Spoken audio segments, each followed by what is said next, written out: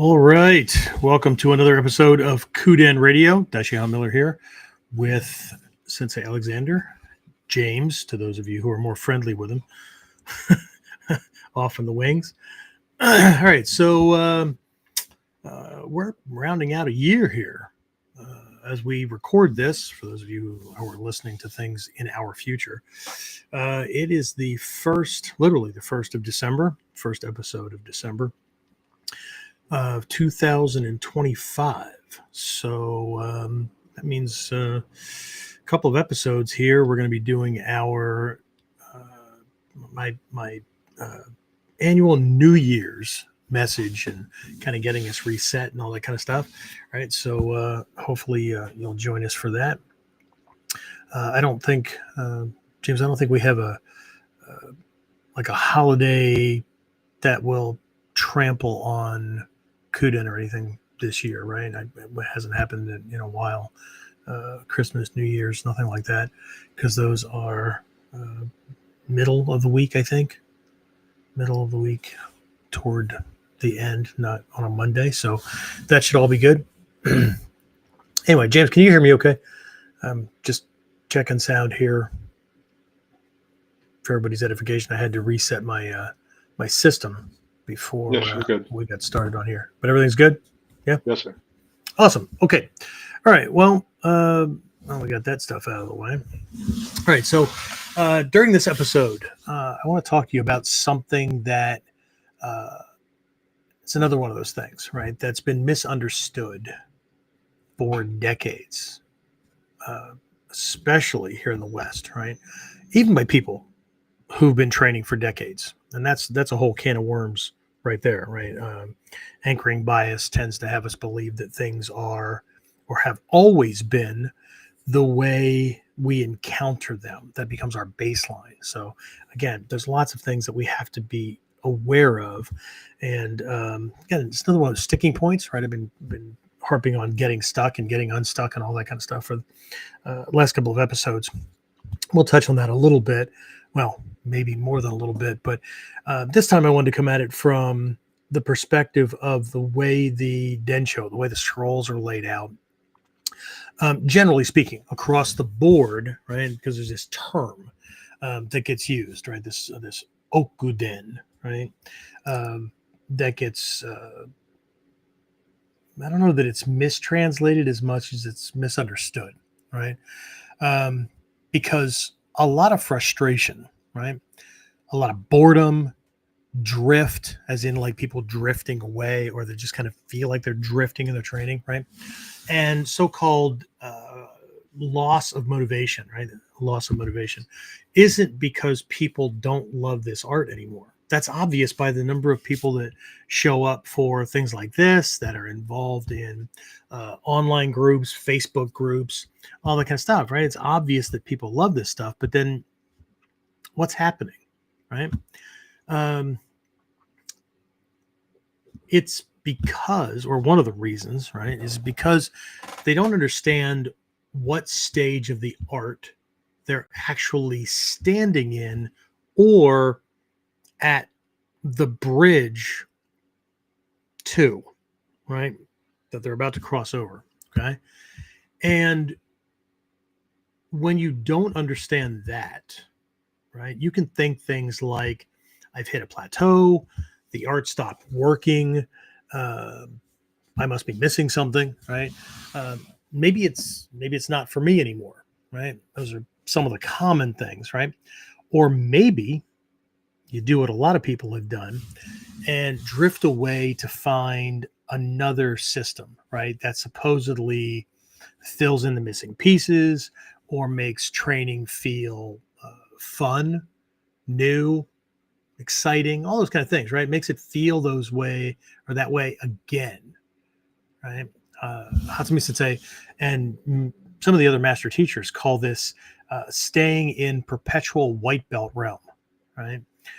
Regardless of the belt color, right? Because they're constantly starting over in a new system, but there's something that they're looking at or they're looking for that gets lost in translation. Okay.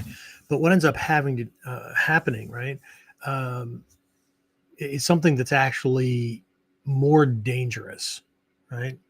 And that is that you're trying to solve the wrong problem at the wrong level with the wrong tools, right? So, uh, got a lot to dive into with this one. It's already going to be a bit to get our heads wrapped around it, because of where we're starting, where we're going to end up, right? And I'm the firsthand experience with this, right? Firsthand knowledge. So, we'll dive into that as soon as we get started. So let's go ahead and roll the intro. So, the big question is this: how are self-defense and success-minded people like us, concerned citizens worried about protecting ourselves, our loved ones, and the things we care about from the monsters we know exist in the world? How do we train in a way that gives us the skills, knowledge, and understanding we need without becoming paranoid fighters or killers ourselves, and yet still allows us to be the hero protector the world needs us to be? That's the question, and this podcast will give you the answers. My name is Jeffrey Miller, and welcome to Kuden Radio. Real training for real people in a real world. All right. Remember, Kuden. Yeah. So, we've got a very specific mission here, right? To dive in deeply, right? To understand what's going on, right? Where we should be focusing, where our head should be, those kind of things, right? That techniques themselves are built from, but if all we're looking at is the framework, right, the step-by-step moves and whatnot, it's not going to be really evident, right? So anyway, you're going to hear me check in with James here because I just need to make sure that the system is working and whatnot. Had a little bit of a glitch when it was time to sign in, and I still have something going on with my system here where, to me at least, James sounds like he's underwater. Hopefully not to you, because if that's what you're hearing, then that's what's going to come across on the recording, and nobody wants that, right, James? So, yeah. So as long as my audio is still good and everything is fine on your end, then we're good. So, who's on? Who's saying hi? Who do we need to check in with? So far, Kyle and Maury have checked in, said good evening. Okay, cool. All right. So, all right, but Kyle's one of these guys that's talking about diving in like deeply and all that kind of stuff. He's just back in. That's what happens when you take off for so long, right? And then you feel like you got to catch up, and nobody has to catch up. You start from where you are. That's actually in the new ebook I just put together based on this whole getting stuck, unstuck kind of thing. I think we spoke about that last episode. Was it the Unstuck, where I was talking about Musubi and Kokoro Hodoki, freeing the head and the mind, or the head and the heart, those kind of things? Yeah. So it's what the Warrior Comeback coaching system is based on. So anyway, and for those who are looking for that, I thought I saw a couple of folks that actually commented or sent things in that they had the word comeback in the subject line, but I don't know what happened. Like, I can't find them now. I sent out a bunch of the new ebook to folks. I don't have the landing page set up yet where you can just go and type in your email address and it'll just automatically give it to you. So you'll have to reach out and then give us a place to send it.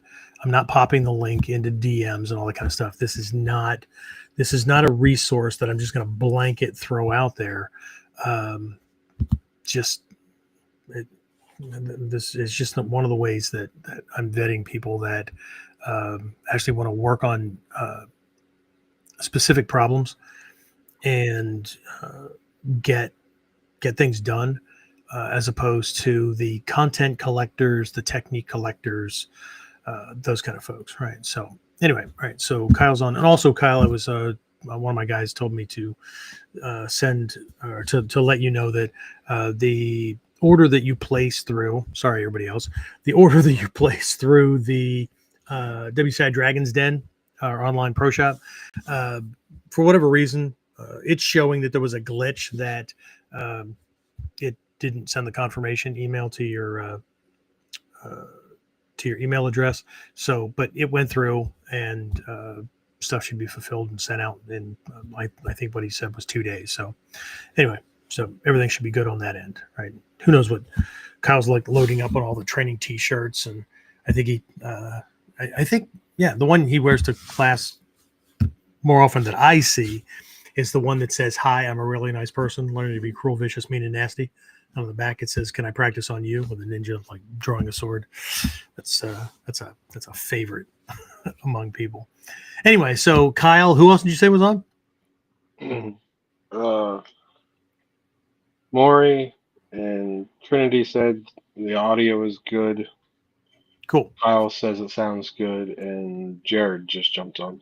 Okay, awesome. All right, so like I said, I have a lot to cover, and like hopefully I think the weather's supposed to hold out on our end, right, James? We're supposed to get hit with a snowstorm, unless snow patterns or cloud patterns or whatever change. Personally, I hope that they do, but I know all the snow bunnies don't, right? James, do you hope it changes, or you? Or we can change. James is on facilities for a university, so you don't want to be riding around doing slow blowing and having icicles hanging off your beard and shit like that. No, I got other stuff I can do. Indeed, yeah, absolutely. All right, so bring up my notes here, and I'll check in with everybody here shortly. Okay, so what we're talking about generally, right, is this idea of oku, specifically as it relates to the Okuden level of training in many of our lineages, right? So Koto-ryu, Gyoko-ryu, Koto, Gyoko, Kukishinden. It's across a bunch of. Maybe I'll do another episode at some point as to what specifically is taught at those levels. And I don't mean the kata. That I'm going to address that one during this episode. Because if we're kata collectors, if we can't shift out of that mindset to what, not just the kata, right? Because remember, the kata are reflections of principles, concepts, certain lessons that aren't just about ducking punches and resolving a fight and those kind of things. Okay. Again, I'll talk about that during this episode. But while I will be talking about the general approach of Japanese martial arts, Budo, as far as what's meant, what's being conveyed at the Okuden level, what those things are differ from lineage to lineage. Okay, so while the principles and what you're supposed to be getting at or getting out of it is the same, the specifics, right, the core principles and concepts and what's being not just taught, what's being pointed out, what's being focused on is different in these different lineages, right? Because in Koppo Jutsu, it's about structure, right? Maintaining, breaking, causing it to collapse, those kind of things. Gyoko-ryu, it's not about the structure, it's about the functioning of the system itself, right? And so these things, they're different across lineages, right? In Kukishinden Ryu, it's about pressure and when I say the air, right, I don't mean the oxygen nitrogen mix that we're all inhaling and whatever. I'm not talking about that. I'm talking about the air, the the air of the room, the atmosphere, the pressure or feel, right, of the space, right? They're different, right? So, what I want to cover during this episode is some misunderstandings, right? One of which is this belief from this is a Western thing, right? That the different den levels, Shoden, Chuden, Okuden, these different levels are somehow what they mean is levels of difficulty, right? Beginner, intermediate, advanced, that kind of stuff, right? Um, that's not it. Okay?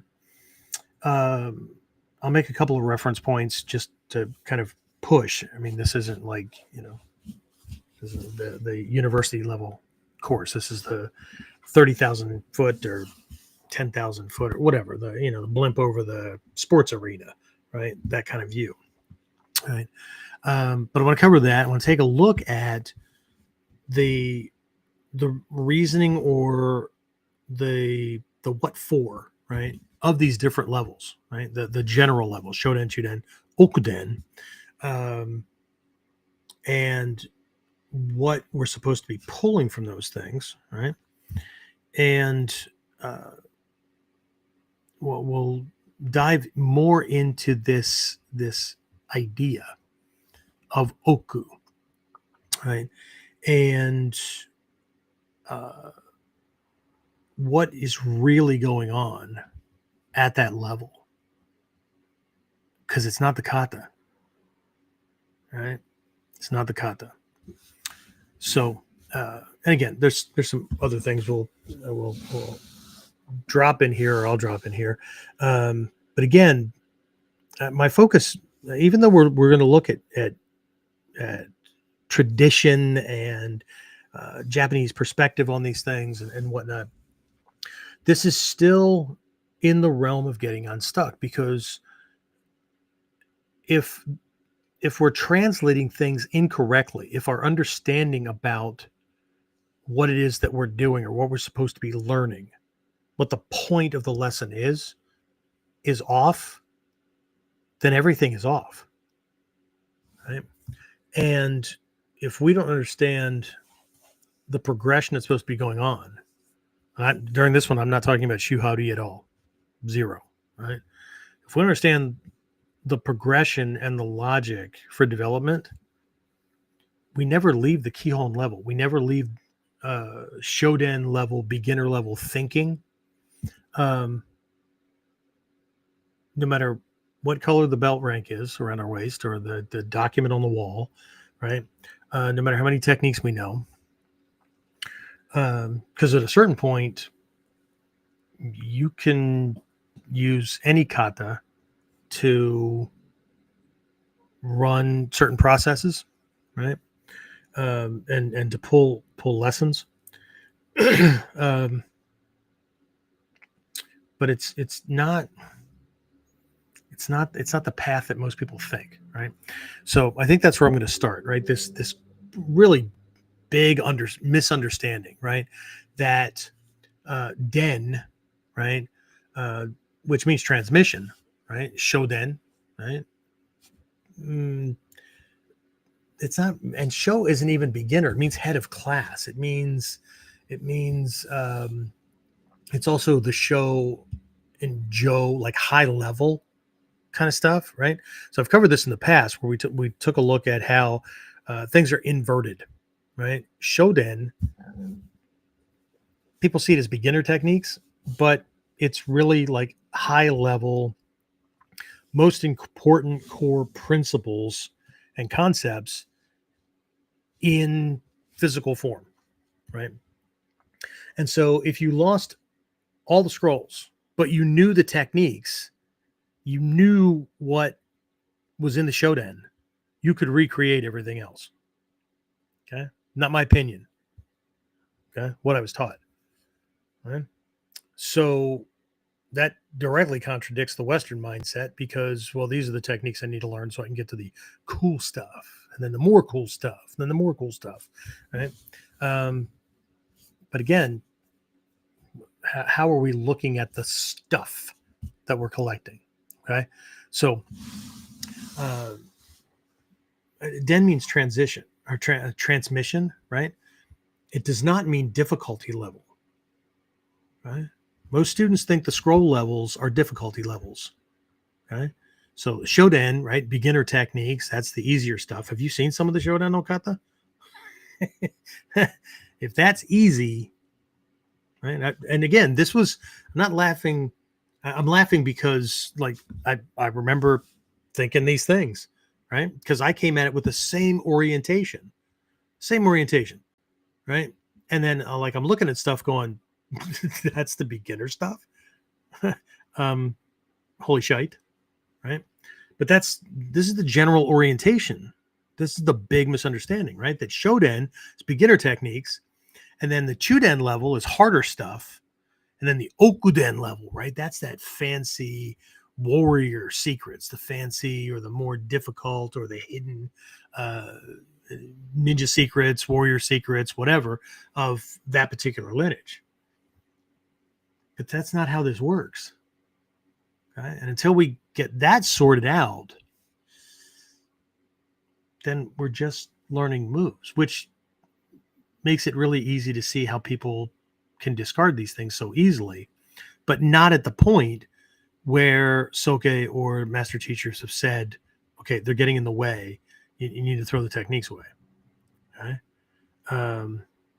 Because if we're just looking at those from the perspective of, okay, he's throwing a punch, I'm going to do this, this, and this, right? But in this technique over here, he throws a punch, I'm going to do that. Oh, well, see, I just get the gist that like he throws a punch, I move this ankle over here, and then I just start hitting things. I can pretty much do whatever I want. And then, but that's like a 6-year-old thinking that they can read and write because they can process 3 to 5 letter words. They can string things together. They can write the letters, even though the freaking letters are all over the page and whatever, right? But they can write you a letter. They can write a book report. It's not that way. Okay. So again, the Densho, this is the big thing that I had to learn, that I had not just learn, I had to get my freaking head wrapped around it. I had to understand this, right? The Densho are not ranking systems. Okay. It's not beginner, intermediate, advanced. I mean, it could be, but that's when we think that, we think starting, more skill, awesome skill. Okay. But what are the skills? Because again, most people are focusing on the physical technique, but the kata are examples of the principles and concepts. I know you keep hearing me say it. You probably want to throw up for those of you that have been around for a long time. But it's not the way it works. Okay. The Densho are not ranking systems. They're perception ladders. This is so important. I'm going to say it one more time. Densho are not ranking systems. The kata within them are not, they're not there from the perspective of difficulty level. Because in some instances, it looks like the Shoden stuff has more moves to it. And then the next step, the next level, Chuden, right, has well, there's fewer moves to it, right? This ends the fight even faster, right? And then the Okuden level, well, shit, that looks like is that Shoden like, or is it Okuden? And for some people, it's just like, it's just collect the techniques because I want Menkyo Kaiden, because rank and status and that kind of shit matter, right? But the Densho are not ranking systems. They are perception ladders. What are you supposed to be perceiving? What are they having you look at? What's the focal point, right? They don't measure how complex the movement is. They reveal where the problem is being solved. What problem? Well, the conflict that's going on, right? They don't measure how complex the movement is. They reveal where the problem is being solved. And this is why even advanced students get stuck. Right? Most martial artists believe the highest levels of training are about harder techniques or deadlier techniques or more complex techniques, secret techniques, whatever, right? Um, but the old masters never built their legacies on accumulating more movement. They built them on seeing more clearly. I was taught this a bunch of years ago, and it took me some time to get my head wrapped around it. That we often talk about how the scrolls are summarized, right? They're kind of like cliff notes or reminders to people that have received the transmission. Paper was expensive. You had to make your own ink, all that kind of stuff.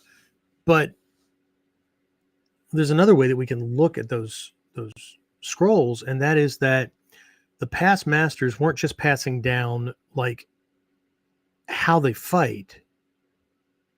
They pass down how they think, right? How they perceive things, how they process things.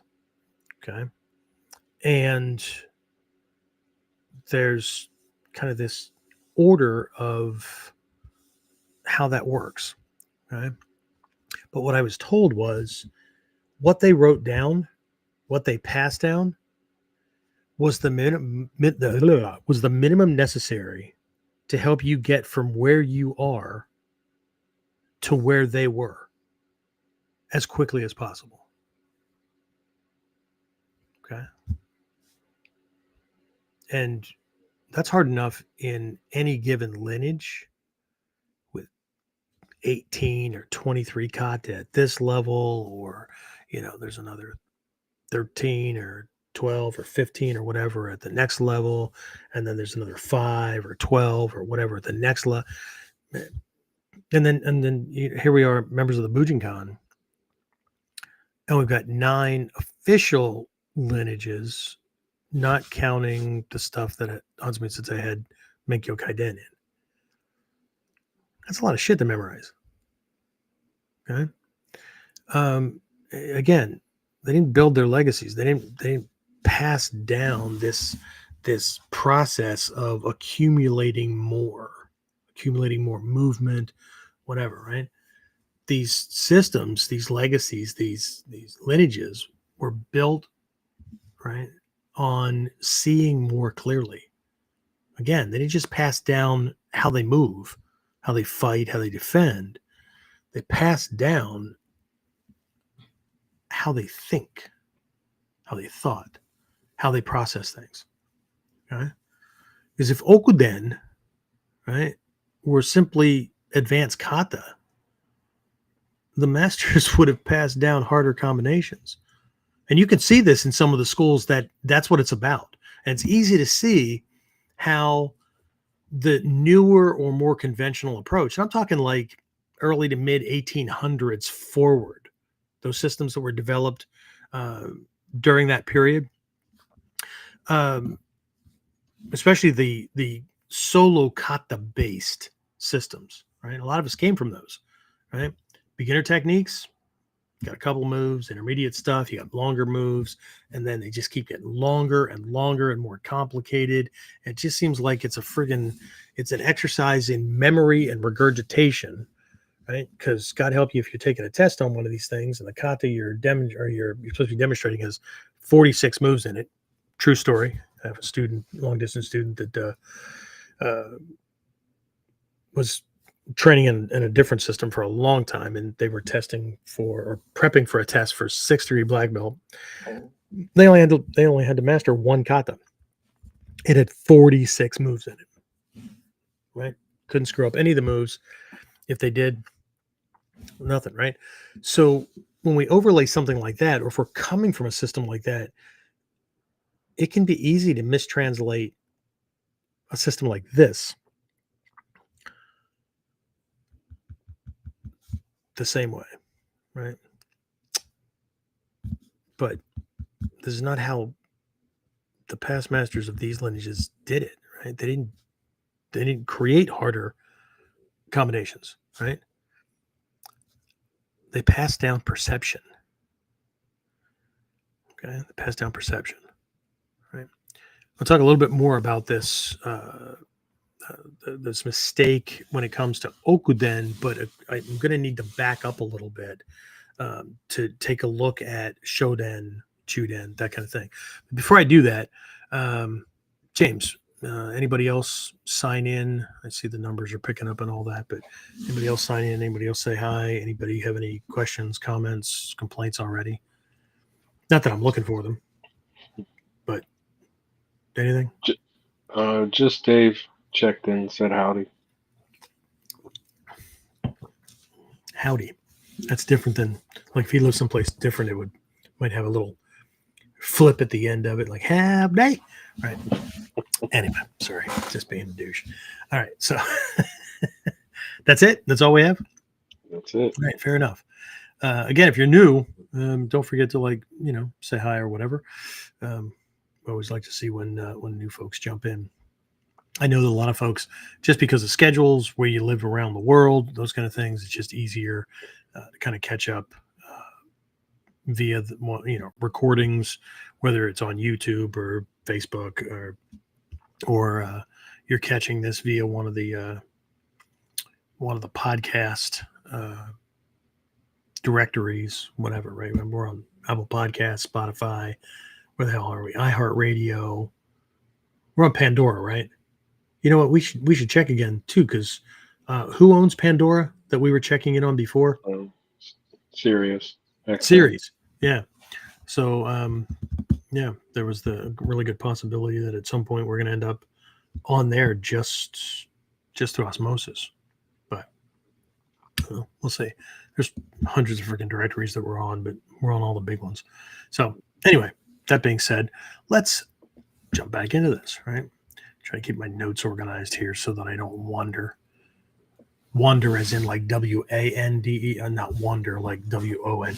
Like wondering would be for your side, right? If I wander, then you'll wonder what the hell I'm up to. Anyway, all right. So the mistake again that most students make about Okuden, right? I think to understand that, right? We really need to dive into the other ones.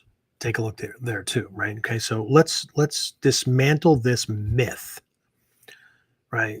That quietly destroys more students and their progress toward mastery than injury ever could. Okay, again, the myth starts with believing that there is this hierarchical kind of thing that's based on rank or difficulty or whatever. Okay. So, Shodan is beginner tech, or Shoden is beginner techniques, Chuden is intermediate techniques, Okuden is advanced techniques. That model may look logical, right? But it's not traditional. That's not the traditional thing. And for everybody being like all jazzed about making sure they do it the traditional way. And I'm guilty of this stuff, this myself way back in the day, right?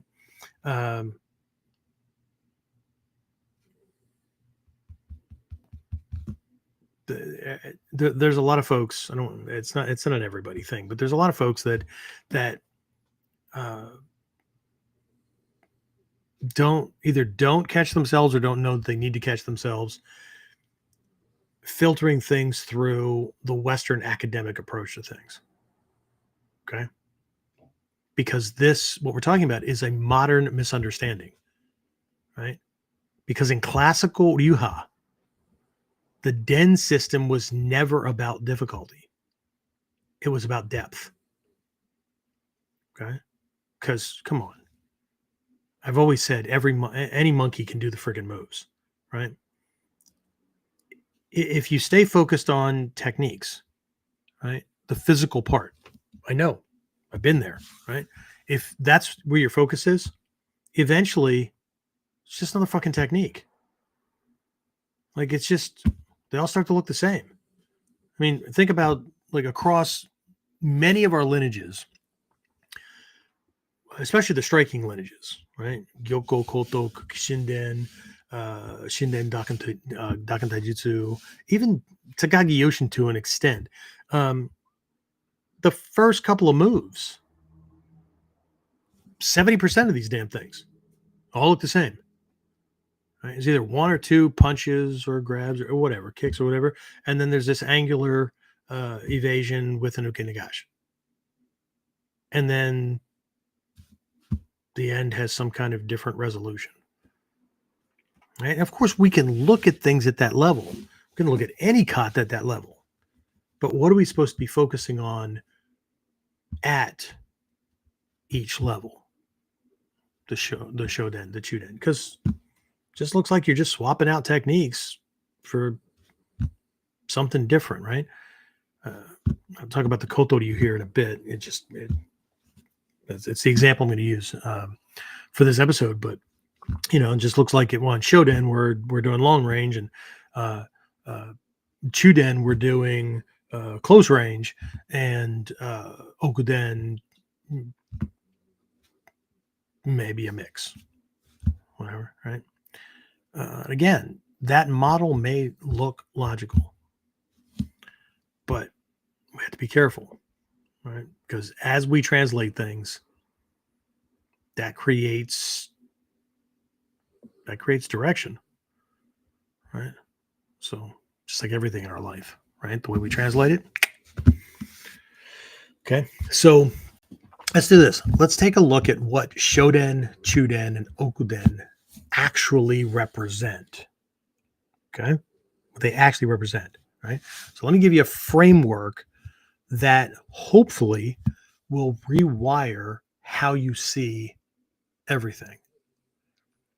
Okay. And again, just hitting it at a very, very high level, we could spend a lot of time on just this structure. Okay? But at the shoden level, the one that everybody thinks it's the beginner techniques, right? This is what we might call the structural truth level. Okay. This is about the body, right? Our body, his body, right? Those kind of things, right? And so we could say that our focus is on I deal with what is physically happening. Okay. It's where most people are, right? He throws a punch, I do XYZ, that kind of thing, right? But at Shoden, you learn how bodies move, break, collapse, how they maintain or lose balance, that kind of all this should sound pretty freaking obvious because this is the duh level, right? This is the shit sensei, right? Yeah, of course, right? But we can't muddy the waters. Okay. At this level, you're learning the truth about the body. Okay.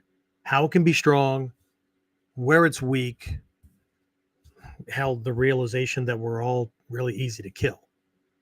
Okay. No matter how many skills we have. But how do we make ourselves harder to kill? Okay. So this is Shoden. This is where we learn that distance matters, angles matter, structure matters, right? You solve problems after they appear. Okay. Remember that. After they appear. There's a timeline here. Okay.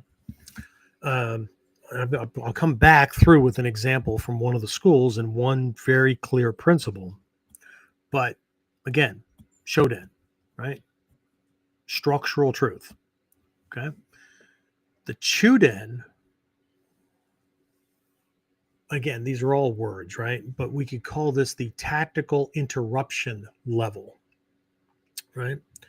So what I'm thinking here is I disrupt what is forming, present tense, okay? But it's something that's happening before Shoden. Okay, we could even say that at the Shoden level, the presumption is I'm late. Okay, not like pregnant late, but you get the idea, right? So I'm behind, right? The attack is already coming.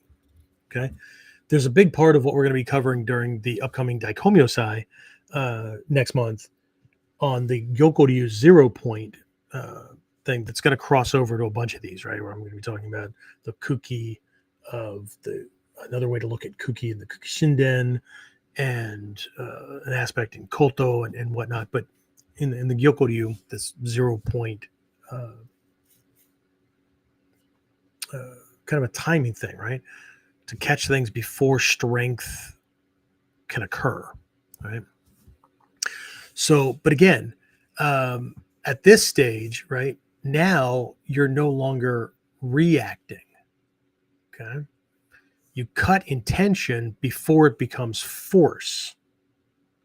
You break balance before it becomes stability.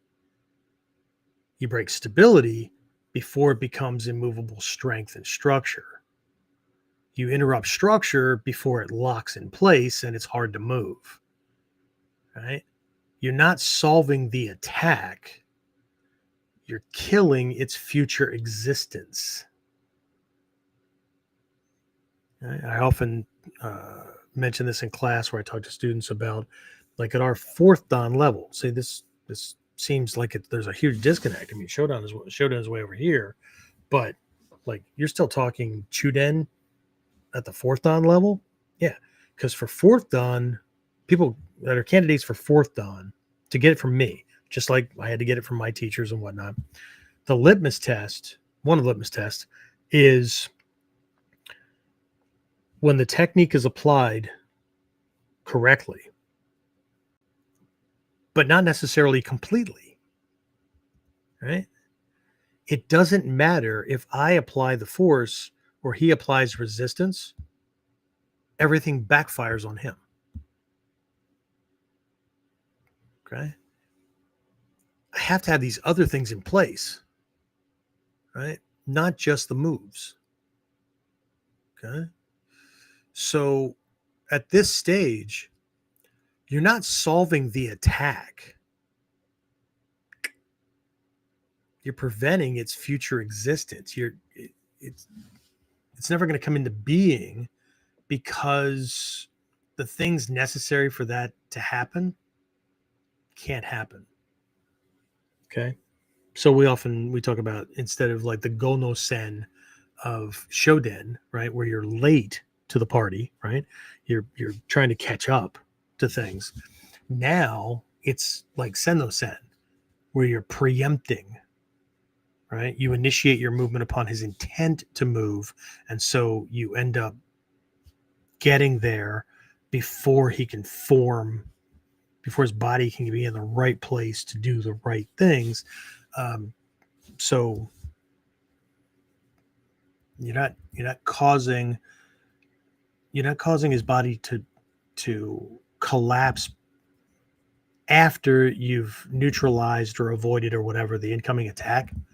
You're causing it to collapse. You're causing the attack to collapse or break before the body can even get into position to launch it. Okay. This is what the kata are demonstrating. If we can see that, okay. And again, I'll come back with an example here in a minute, right? Now we have the Okuden level, right? We're going to call this the situational inevitability level. I know, big words, right? Situational inevitability level, right? At this level, I'm already standing where failure must happen. Okay. If he comes at me from that direction or at this moment or in this way,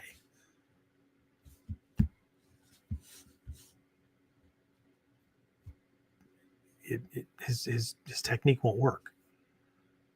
Okay. Now, because this is so deep, I have a little companion article I'm going to be posting on the website here, and I'll let everybody know when it's up. But this is the level that nobody explains, or they don't explain well. Right? Because at the Okuden, You don't respond. You exist inside the solution before the problem arrives.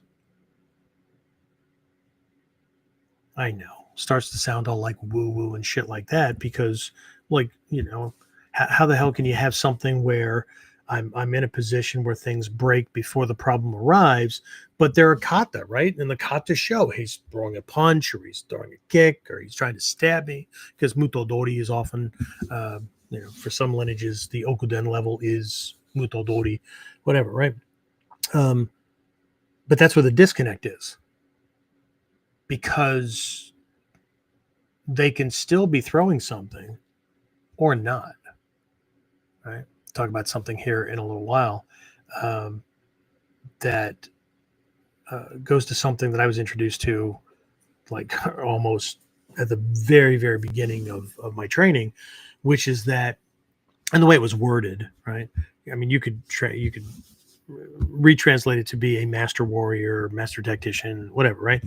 But the way it was worded to me was that a ninja always has the right technique at any given moment to handle whatever attack is thrown.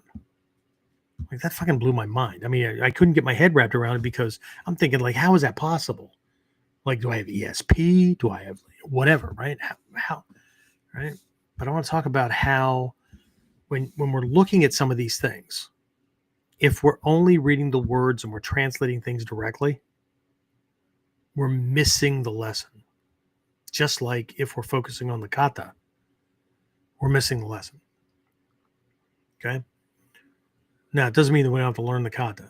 There are moments where I got to learn this, get the pieces together, and there are subsequent lessons below even what I'm talking about to get it. Yeah. Are there strategic and tactical maneuvering and conflict resolution? Like, how am I controlling the end of this, putting him on the ground in a certain place, zanshin, all that kind of stuff, right? Am I doing those things? Yes. This is not about not doing those things, right? I'm relating everything to a level where we have those things, but now we're looking at something else. Okay. So before I, yeah, I think I'll do that. Right. James, any questions or comments before I borrow an example from Kotoryu to look at the same principle viewed through the different lenses of the different den levels, right? So any questions, comments, complaints? Hey, how are yous? Just Jimmy. Jimmy's Kambawa. I don't even have my chat thing up here. I just knew it'd be here soon. All right. So cool. That's it. That's it. All right. Cool. All right. So we'll just keep on keeping on then. All right. So let's look at this lens system, this perception principle through the lens of the Kotoryu and one of its primary combat principles, right? And that is the ability to position myself so that I can take the attacker down with one finger. The hell? Seriously? Like, whatever, right? Okay. So, but we need to take a look at this without mysticism, without woo woo, right? Those kind of things, right? People hear things like, I know I did, right? You can defeat an opponent with one finger, right? And I think it's mystical, or it's got to be symbolic of something, or it's fantasy, or it was like written in the scrolls. So if somebody stole it, right, it would terrify them. Oh, these guys have got to be like wizards or whatever.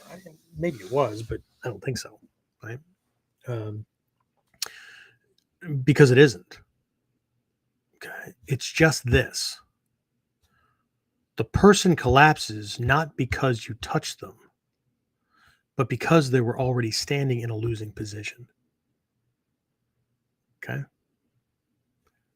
By the time contact happens, the outcome is a foregone conclusion, right? And it's actually, at some levels, it's overdue. Okay. But this principle is going to look different at the different lineage, the different levels.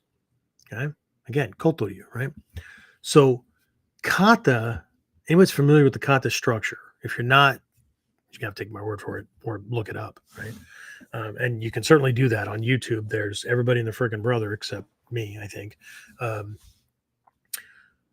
who has broken down all these things, right? So you can literally type in Kotoryu Shoden Kata or Bujinkan Kotoryu Shoden Kata, right? And people who either got a video where they're showing 1 or 3 or the whole damn scroll, or James, you've seen these things, right?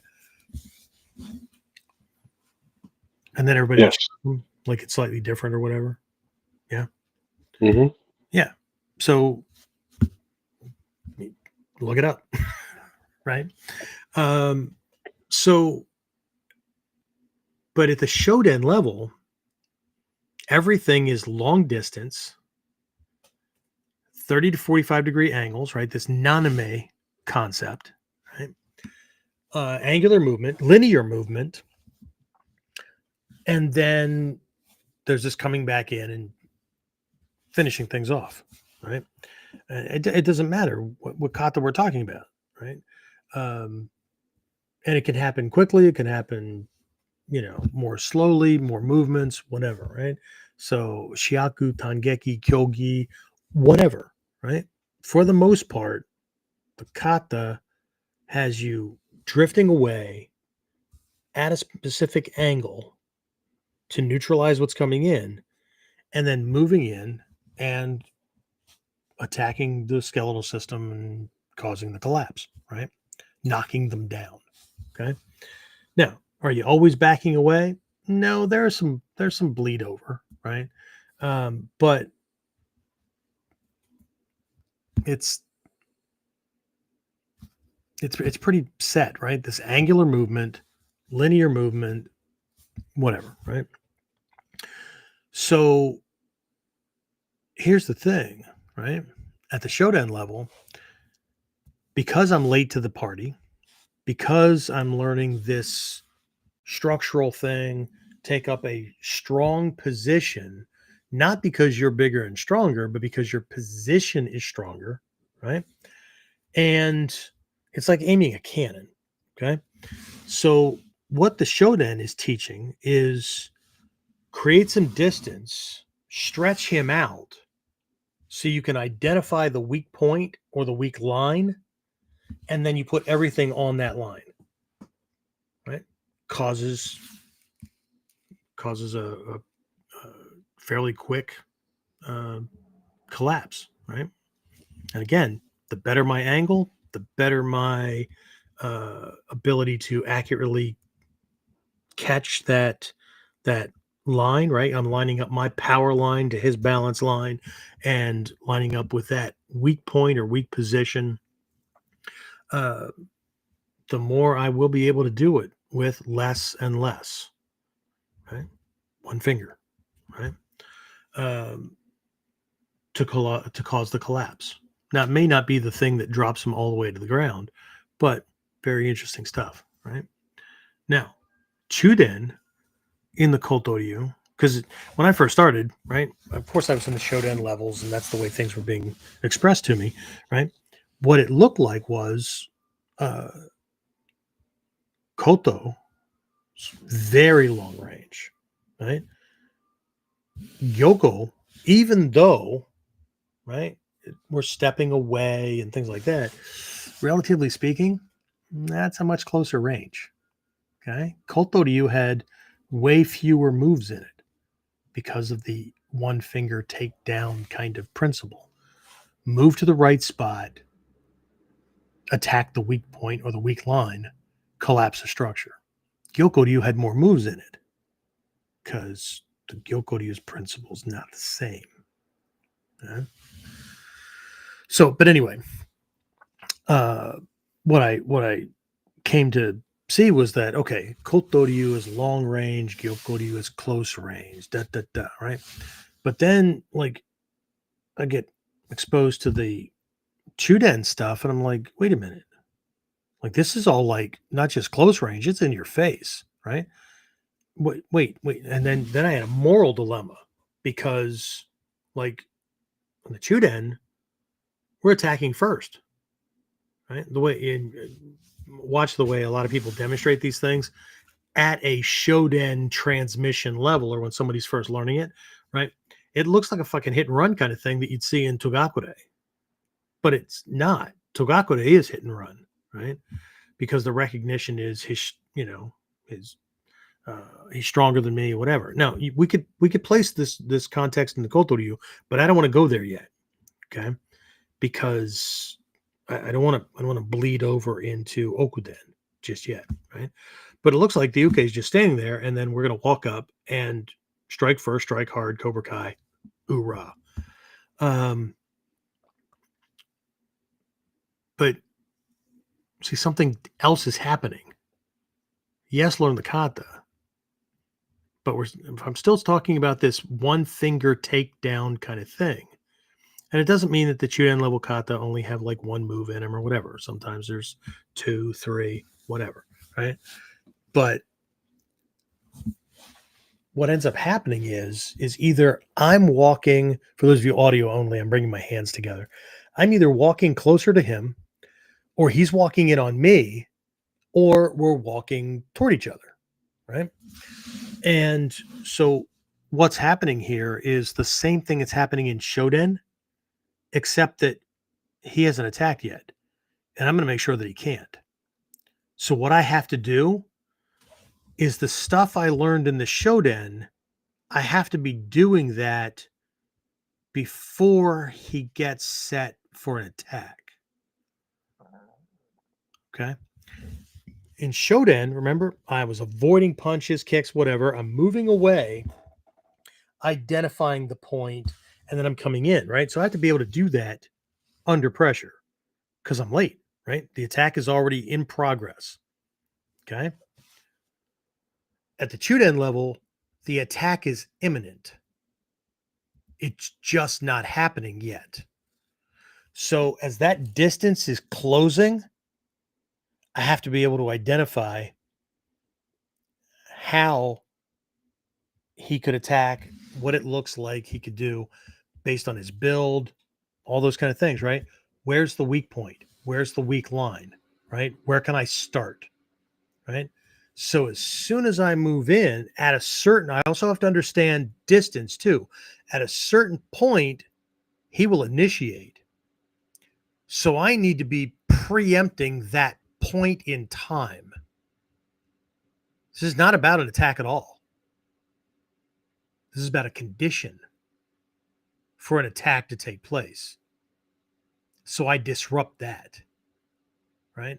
So my uke nagash, or my evasion or avoiding of the attack, occurs not during the attack, but before the attack can manifest. And I break his structure so that he's collapsing and I can just take him to the ground. Okay. I know what the kata look like, but what's missing for a lot of folks, or what they're not introduced to, or it's not pointed out, or they don't give a shit. I don't know what it is. I don't care. I only care about what my students are picking up on, right?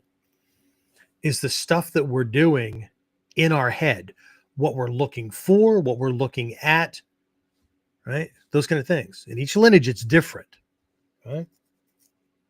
But in this case, in the Kotoryu, I'm looking for that weak point or weak line, right? Preferably in the same place, okay? But this also crosses over, right, to mentally as well. Where is he in his head? Because he's watching distance as well. He has a favorite, or based on his build and his reach and whatnot, right? There's a place where he knows. It's a visceral feel. He may not know it in his head, but his body knows, right? That when I get within a certain distance, right? It's usually within a step and a half, that as I make that next step, he can go because that's him getting the jump on me, right? But I need to be able to flip that. Right? So Shoden, on the fly while ducking things, I have to find that weak point, right? Stretch him out, know when the condition is right to break it, right? The Chuden level, while that distance is closing, I'm already, so by the time I get there and do the moves, I'm not just striking for the sake of striking. I'm not just, right? So now it's a Sendo set, preempting. Okay. At the Okuden level, this is where things flip because I have to eliminate, right? I'm not just looking for the weak points. I have to eliminate anything that could prevent that my tactic from working. Okay. So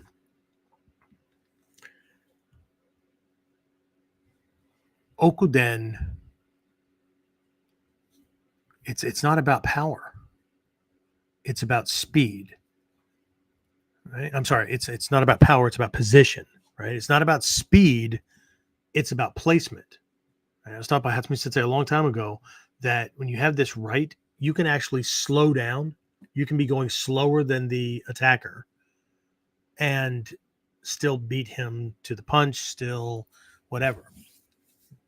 Because sometimes you're not the faster person. Sometimes you're not the stronger person. Hell, sometimes you're not even on equal ground, right? It's not about strength, right? It's about alignment with, again, this inevitability. Okay. So at the Oku level, this is where we start really talking about these sticking points, right? So for those of you who are going through the warrior comeback thing, where we're uncovering sticking points and things like that, on a life level, you're actually training at the Okuden level. Okay. Because you already know how to live life. You already know how to do things, right? You just like not You're not staying ahead of things. You're not getting out ahead of things, right? It's always late, fighting fires or whatever, or it's in the moment and surviving, that kind of stuff, right? It's not getting out in front, right? So at the Okuden level, we have already determined where the weak points are. We've already determined where the collapse will take place. And then when he attacks or when he tries to attack, he gets weaker and weaker with every attempt. Okay. Just look at my notes here because I want to make sure that I put something in. If I didn't, I'll address it now. Let's see. Nope, I didn't. So let's put it right here. Okay. I think I mentioned this earlier. James, correct me if I did not. Talking about there's one lesson from like way back. We're talking 1980, 81, something like that, where the ninja or master warrior, whatever, right, always has the right technique against whatever the attack is in the moment, right? So that when when we're doing the technique or whatever, when the opponent attacks, right, it just fails, right? So we always have the right defense. We always have the right technique for any given attack at the right time, right? Did I already preempt this?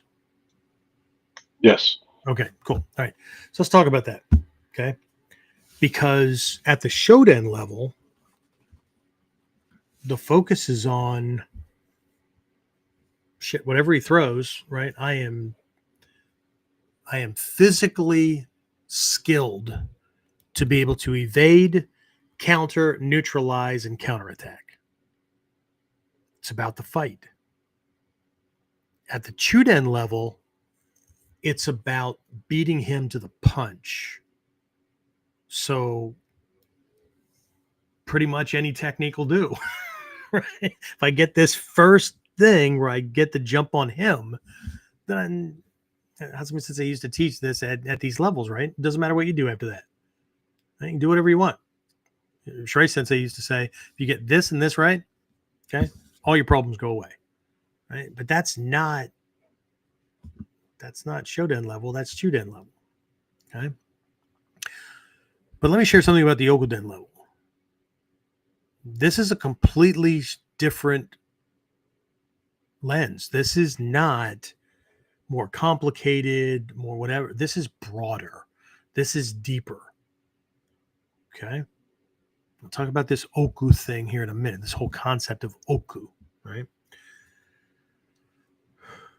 At this level,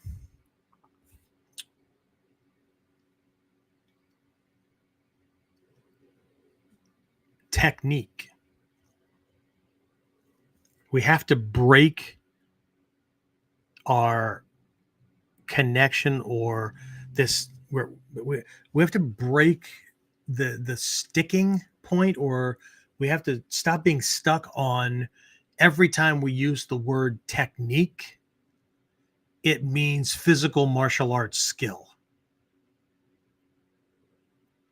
Because if I have a communication skill or a body language skill or a verbal intonation skill where I can soften my voice, I can change certain facial micro expression triggers and things like that, body language and whatnot, to de-escalate somebody, to de-escalate like a rise in somebody's tension, aggravation, whatever. If I can tone it back down again so that what could have turned into a physical attack never does, all those things are techniques. Physical positioning, posturing, tone and inflection, facial microexpression, things I do with my eyes, things I do with my breathing. Those are all techniques. Always having the right technique for the right attack. At this level, the attack also doesn't have to be physical. It could be manipulation. It could be posturing. It could be trying to undermine my position at work, right? It could be gaslighting. It could be all kinds of things. It doesn't have to be a physical attack. One of the biggest sticking points for people in the martial arts is believing that we have to wait until everything goes fucking physical. The place where most things can go wrong, or that if something can go wrong, it will, right? That we have to wait for that. But our very position, our very presence, the who we are, right? Here's something interesting. I've been really researching this, and I think I'm getting closer. But anybody that knows me, right? I've just been around me, or maybe you remember when you first met me or whatever, right? I get introduced and I go, just, don't hurt me. I'm old and weak, right? Or just ignore me. I'm the old fat bald guy, right? And 99.9% of people chuckle and go, yeah, like I believe that. Okay? This is not it.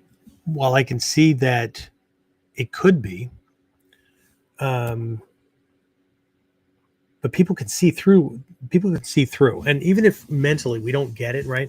This somatic response where we're in the physical presence of somebody. This is important. We're in the physical presence of somebody. We tend to sync or connect with them at some level. And they can either cause agitation or they can cause rapport, right? A connection, positive connection. But we get a sense, we get a feel. That's what Sensei used to use this term all the time. a feel, right? And we can actually sync up breathing, uh, gestures, comments, uh, physical characteristics. I don't mean like I start looking like Alan or one of the other bigger guys in my dojo or whatever, but facial micro expression, all kinds of things, right? Um, People notice this when they see a married couple that's been together for a long time, right?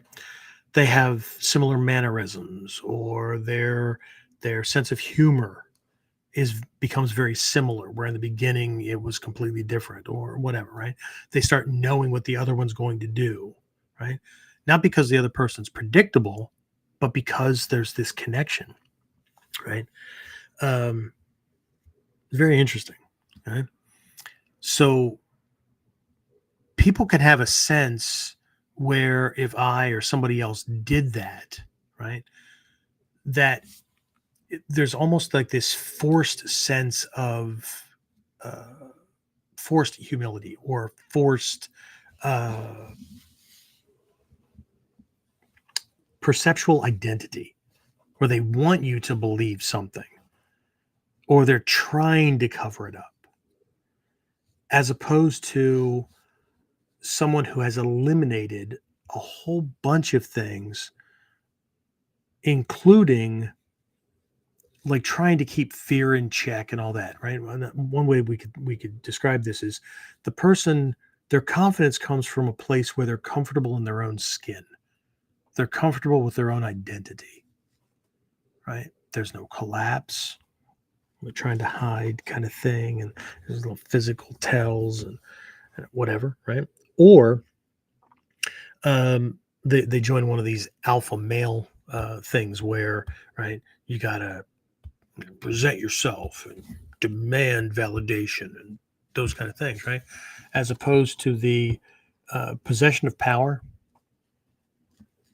But it's not important that anybody knows that you have it until the moment you need it.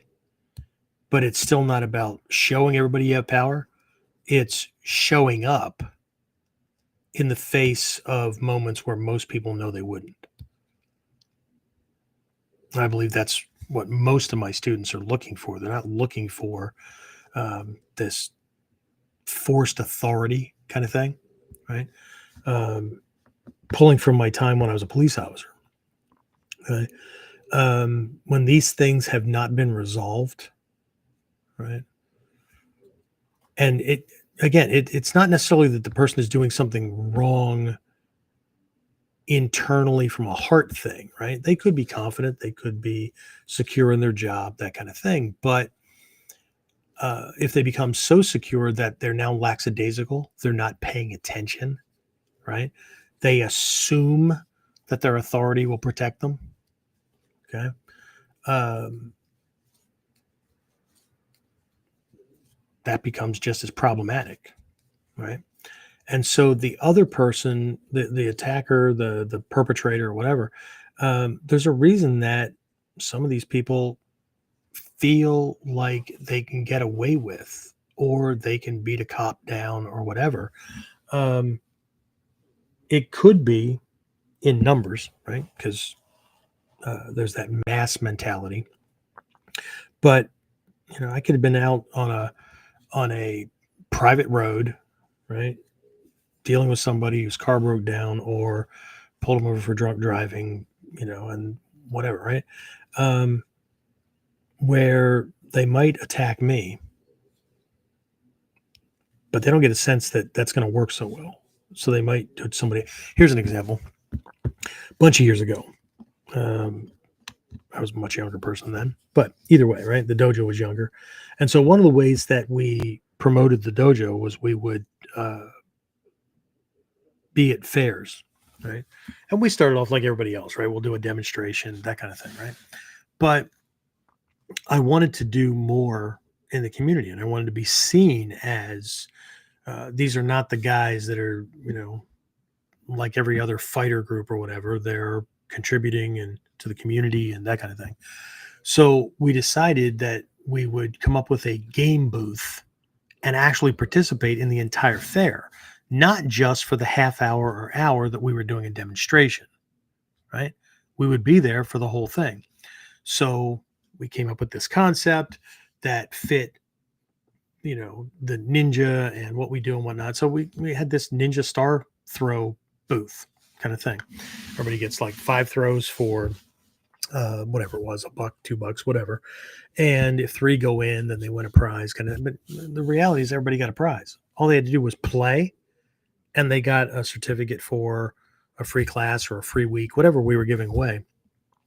If they did get 3 in, then they got a choice of, prizes or whatever. All I ever wanted to do was break even on my expenses to be there. So the prizes and whatnot, right? So all the money that came in, I just deducted our operating expense, and the rest of it got donated to the thing. So it's just a setup, right? So anyway, this one year, we had enough folks that we could. What we would often do is we would close down the booth when we had our demo. Then we'd come back, open things back up or whatever, right? Well, this particular year, we had 1 or 2 extra people and stuff. So the booth stayed open. We went and did the demo. I come back and there's this jackass, like not really they weren't nose to nose, toe to toe with one of my guys, one of my black belts. But like in his ear, I'll take you, I'll fight you, whatever, right? So to be clear, my black belt was, I don't know, what were they? Close to 6 foot tall. Okay. So the guy that was Adam, about the same height, maybe a little bit taller, right? Playing tough guy. My guy was doing what he was supposed to be doing, right? He was just like, no, thanks. Had a smile on his face, not condescending, nothing like that, but come on, I'll fight you, whatever, right? And my guy was like, no, that's all right. No, that's not what we do. Whatever, right? So I come up and I see this stuff, right? Tony's doing a good job. This guy's being a douche, right? So remember, Tony's like 6 feet tall, right? I'm 5'6" and change. And older, shorter, yeah, chubby, right? And so I step up and I look up at him and go, I'll fight you. This guy kept ignoring me and kept at Tony, right? Because he perceived softness as whatever, right? There's something going on in this thing where this guy would not engage me one iota. I should have been an easy take, right? And on top of that, I flared a little. So, and I even tried pushing buttons. He wouldn't even make eye contact. Just kept it Tony. And I said, if you're not going to fight me, I'm the top guy. If you beat me, right, you get bragging rights, right? This is one of my first degree black belts, right? Okay. So, but wouldn't even make eye contact. Eventually just like broke off and walked away. I said, my dojo's right. It's a block and a half up. If you don't do it out here, shit, we can go there. Right? This is not about being a tough guy. This is pointing out that there's something going on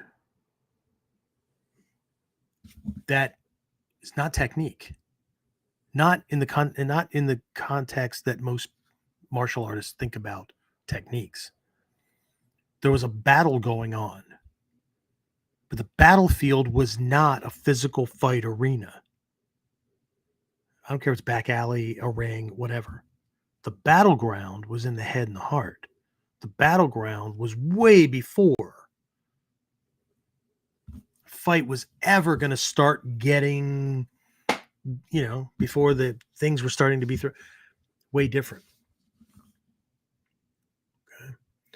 So Okuden is not about complexity of technique. Okuden, right?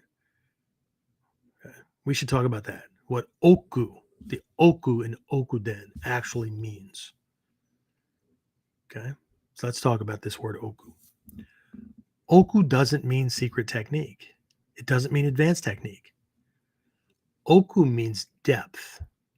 There's a lot more behind it, but Oku points to inner space, not outer space. I don't mean outer space like woo, UFOs and shit like that. I mean, out here. Okay. Oku points to here and here. Right. Things like hesitation, unresolved fear, self-doubt, those kind of things. Right.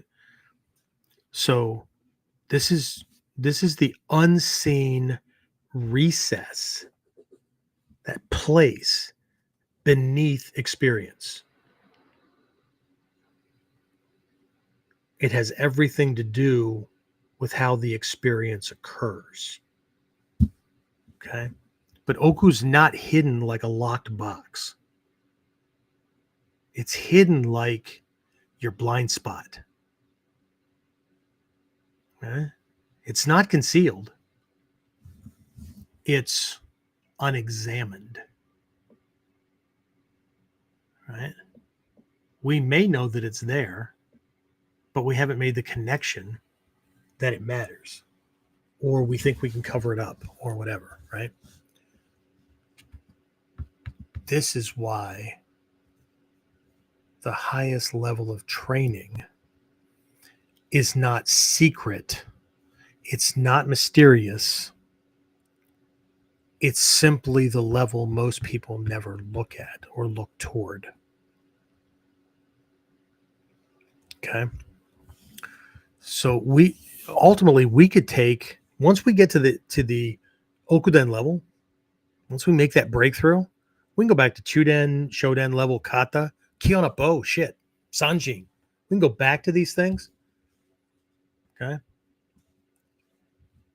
and look at them from completely different perspective, completely different, with different eyes, right? Because Shoden, again, late to the party, shit's already flying at us, right? Knives and fists and whatever, right? Hands are on us, that kind of stuff. So we've got shit to neutralize. We got to break structure, all that kind of stuff, right? Chuden is preemptive. Chuden is about disrupting the strength before the strength can even form, right? Breaking speed, those kind of things, right? So once we learn things at the Chuden level, we should be able to go back to the kata of the Shoden level and upgrade them. Because we're going to be looking at things differently. We're going to be looking at what happens before, what allows for, those kind of things, right? But at the Okuden level, we're looking at what gets in the way of, what allows shit to happen the way it does. It's very different. Very different, okay? So, one of the ways that one of my teachers used to explain our orientation to kata is that at the Shoden level or at the beginner's level, kata are expert role models. You want to be an expert? This is how an expert in this lineage with these specific principles and concepts would do things. Okay? Here's how they would use their body to break or shut down the other body. Okay? At the Chuden level and leaning into the Okuden level, kata become bad habit breakers. I'm sorry, Shoden to Chuden. This is a little overlap kind of thing, but kata become bad habit breakers, right? If I can't do the kata, it's not the kata's fault. It's not that the kata sucks. It's because it's old. It doesn't work anymore, right? Whatever, right? Okay, this kata doesn't work against a hook punch. Okay, I've often told students at the Shoden level, right? They're still in mod 1, mod 2, right? Never use Ichimonji Seigan, right? This very long range bladed kind of. Come on, don't use that against hook punches, roundhouse, right? Big old things, right? Because it'll break your kama. It'll knock this arm out of the way because the way we're structured, even if you could stiffen up and try to stop it, it's coming in to strike on your balance line. It'll cause you to at least have to step or whatever. That gives them the open window to get the next shot in and whatnot. But later on, we learned that we can use Ichimonji Seigan against a hook punch. We just have to be better at taking Naname with our Taisabaki, right? We have to be better at aligning, not with them, because we started off of everything was a straight punch. So this 30 to 45 degree works. We have to understand that it's the line of the attack, not just because he punched and I'm going to go to this place, that I have to line that up with the hook or the arc, right? And then I'm fine. All right. So certain lessons at certain levels, right? Okay. But at the Chuden level, we'll say, right, kata are bad habit breakers. If I can't do the kata, then there's something that I'm doing. There's something about my habitual way of doing things, which show when we're going faster, when we're going harder. You can't discern these at soft training level, okay? Because left brain is still driving, right? We have to get to a point where right brain takes over, and it shows how well this is ingrained in the muscle memory, okay, into intuitive sense, right brain processing, okay, because that's where shit will start to break if it hasn't been worked enough, right? So it's not the kata.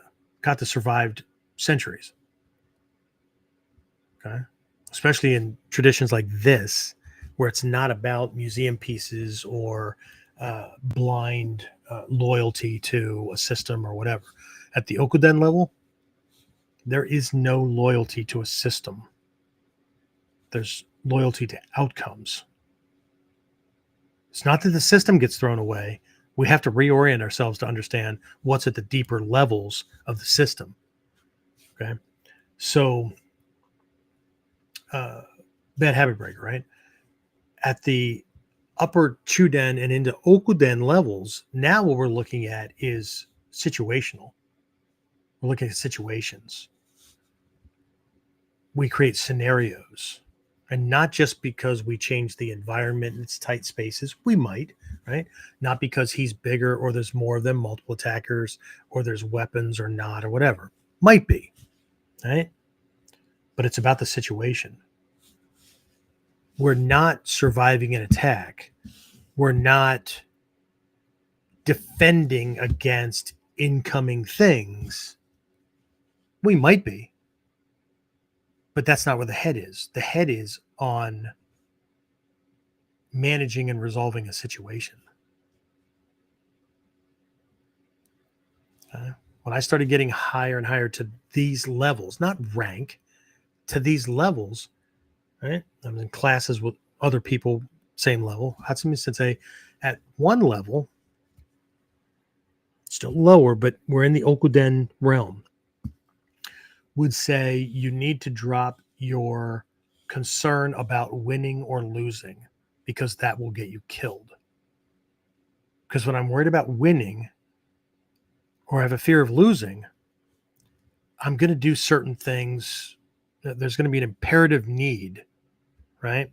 Or there's going to be a fear of, and I'm going to be stupid. I'm going to do things because as soon as I fear that, oh shit, I made a mistake, I might start losing, I'm going to speed up. I'm going to stiffen up. Everything's going to change, right? But if I can drop my need to win or my fear of failing, this is a psychological thing. This is neurology. Trink could probably explain it a whole lot better than I can. But when I drop those things, I change the way the fight, flight, or freeze mechanism works. And under fight, flight, or freeze, the body goes to gross motor skills, gross psychological functions. I don't mean gross like ugly. I mean big. You lose fine motor skills.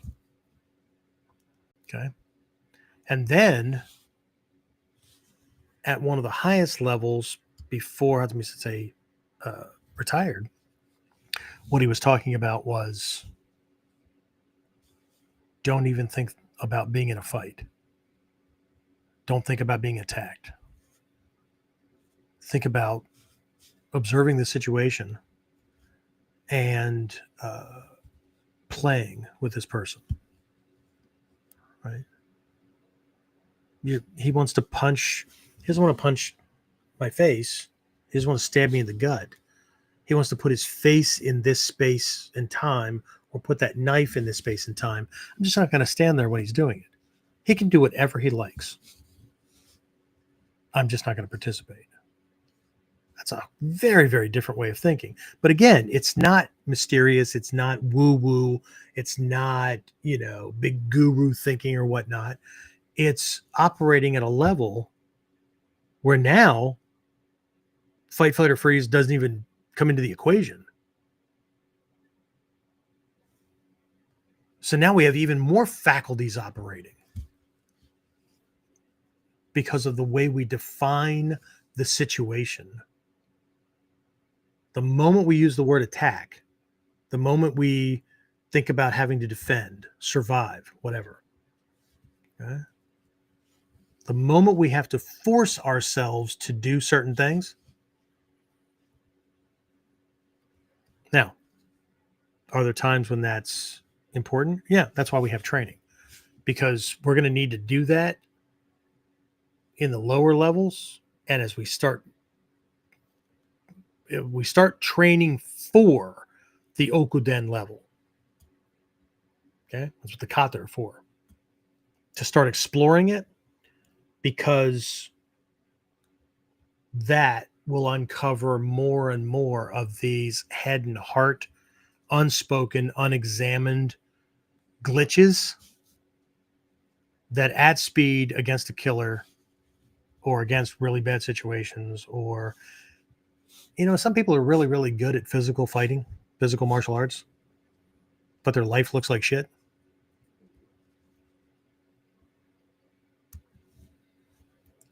Because everything's compartmentalized. What that means to me is that they can fake it in a physical realm that they might deal with occasionally, but in their everyday, they don't have any control over. Or they've accepted certain conditions. And that life reflection is closer to who they are and what they're covering up or what they're leading with than what they can do in the dojo. Why they do things, when they do things, what motivates them to do things. Okay. So we do have to uncover them, because if they're leading, it's not that we can't win fights over here or we lose them over here or whatever. But what if we have a choice between being in control of our lives so that we can design it to be what we want, or being a shit magnet at some level and then having to put out fires on a regular basis? Okay. Again, this is not about being woo-woo, and I'm not trying to make this psychological. But in traditional Budo, while yes, there is that I will stand and protect others from, but there's a whole bunch about the person that's standing there doing that and the reason behind the choices they make. Because it'd be real easy for people to fall for a lot of these alpha male kind of things, because ego has this need. As a matter of fact, I use terminology, be very transparent here. I use terminology to attract people to the dojo who initially, they need to feel that power. They feel like they're being used, or they have no control over their lives or whatever. And they need that. Right. And I get it. Right. But the ones who stay get that they can be the guy, they can be the girl without being arrogant, without being the caveman in a modern context, where they have power, but they don't have to display it. Right? That's what I learned from Hatsumi Sensei. I learned from Shoshi Malmström. Very, very tough people, very capable people when it comes to like power and self-protection and those kind of things. But funny and personable and easy to get to know and get along with, right? But they didn't have to go, there's the line. You knew where the line was. Okay. But I was mentioning this earlier when it comes to that somatic response, being in the presence of, right? And developing certain skills and getting a read on people, right? Manipulative bullies and gaslighters and shit like that. They don't think about vetting, right? They don't psychologically vet their target. There's almost an intuitive sense because that person presents certain flags, certain signals, and it triggers and if they're not sure, they'll do what they always do. They'll throw out something else or whatever. And then depending on the way that person responds to it, we'll tell them, okay, I'll be friendly to that person, but that's not going to land well. And they may not think those words, but at a very visceral level, they get it, right? Other people, oh, shit. Let's just throw some more bait in the water. Okay? But all attackers are like this. Okay? And this is where we have a problem in today's world and where the dojo becomes one of the last vestiges of this level, right? Because this stuff ultimately leads to being able to do kuji and all these other things, right? Because in the dojo, you can't fake that interpersonal stuff, right? The dojo environment is made up of the different personalities, but they start to become in sync, right? Same sense of humor, all these kind of things, right? Just like a family. Well, not a dysfunctional family, but you get the idea, right? A true family. Okay. But the problem we have now is scroll syndrome.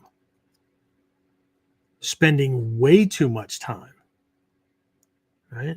So now, instead of syncing with other human beings, which is what the human brain is built for, it's designed for, right? Now it's overstimulation, it's distraction, it feeds anger, disconnect, those kind of things, right? So we can gather all kinds of information, but not the information that matters, like how this dynamic serves, right? The more people time we have,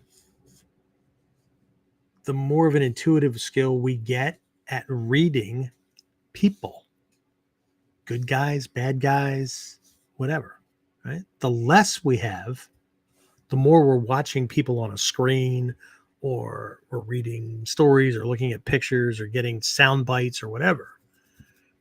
They're not in context. I know they're in context with the story, but that actually diminishes capacity. It's very, very interesting. Very interesting. Right. So before I jump into the why people get stuck on kata here, James, any questions, comments? No, I have not seen anything come in. Not one of those moments, isn't it? We either put them to sleep or I'm not even looking at that screen at the moment. We're still doing okay. Like not everybody signed off. Everything's still copacetic. Yes. Okay, cool. All right. So the sad fact, again, the Soke and several master teachers and whatnot, they talk about people like they don't just lose interest or whatever, but they go jumping around from system to system and whatnot, right? Because they need more techniques, right?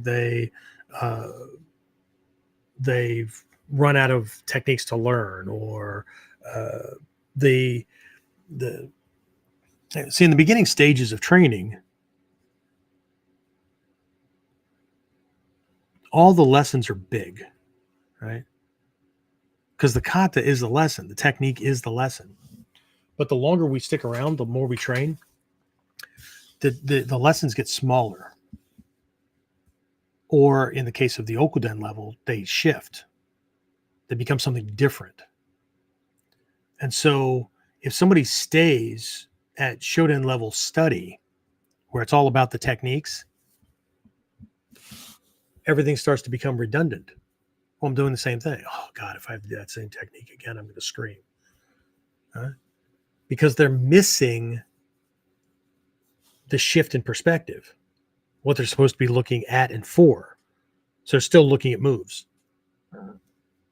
So boredom kicks in. They feel like they're not learning anything anymore, whatever, right? Because it's the same stuff, right? So they go jumping to a different style that seems to be, one, filling in perceived gaps, or two, just has a completely different way of doing things. So now the lessons are fresh. And then when that one runs its course, they'll jump into another one for the same reasons. So they literally stay at beginner level, not in rank, in perspective, in perception, what they're looking at and what they can see. Okay. So the reality is that most martial artists never leave the Shoden level. Okay? And again, it's not because they aren't skilled. They are absolutely skilled, impressed by their spinning back kicks and all kinds of stuff. Right. I've got students that have come to the dojo. They might have trained years ago. They came back, but they've done other systems in between. Or one guy that is in his 50s, and like when he came to me, like, he'd been training in similar systems. Right, one was his grounded system, but these other similar systems since he was 12. That's a long fucking time, right? Comes into the dojo, and whenever people like that come in, and depending on what they've been doing and how they're doing things and whatnot, I would like for them to stay, but I'm not a salesman. I'm not here to convince people to do something. Okay, we do what we do, but there's always this part of me that's like, this is, hopefully it goes well based on what this person is looking for, if they've been honest. But this could go completely sideways, and they could leave very quickly. Right? Because this is not going to be a match. Right? I know it's probably a lot of what they've been missing, but it's not going to be a match. Because as soon as we do certain things, even if they can get out of style based, if they can't get out of the, yeah, but see, I do it this way, or this, and this are, they always do it. This makes no sense. What, just right? Lots of things. Okay. So when those people stay, it's either because, like the one guy always says, like, shit, I've never seen anything like this. And it's not the style, it's the approach, it's the attacking on multiple levels or defending on multiple, whatever, right? It's the, wow, I've never, okay.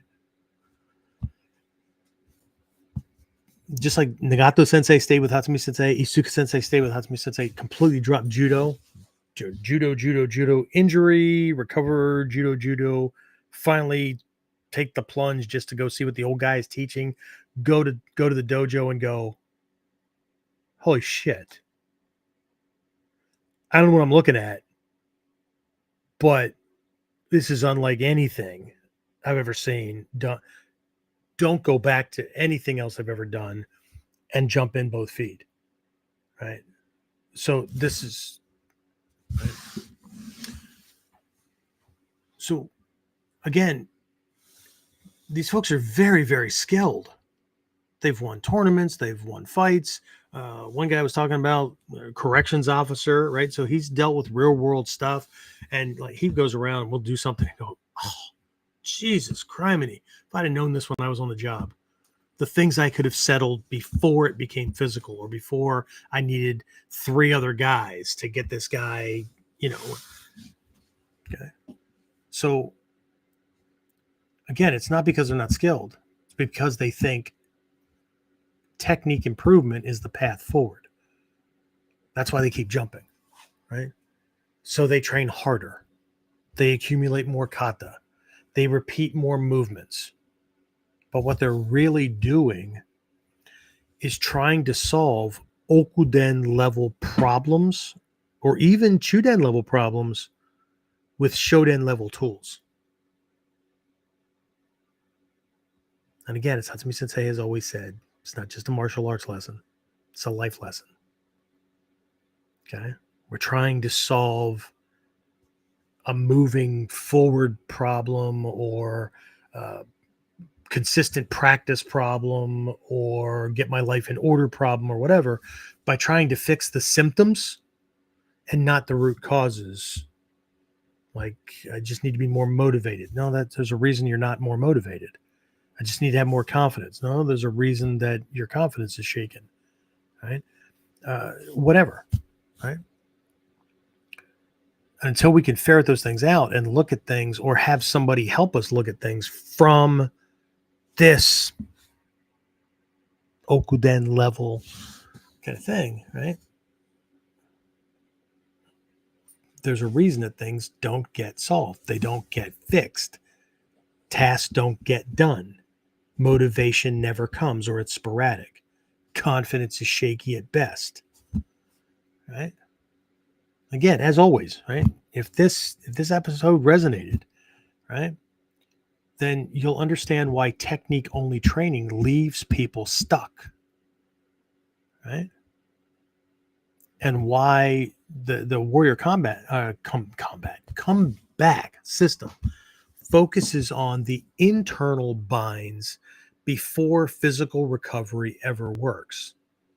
So whether somebody's doing this because they're trying to solve something in their life or whatever, or because they need perspective and perception, what to look at, how to look at it, how to be able to recognize it, right?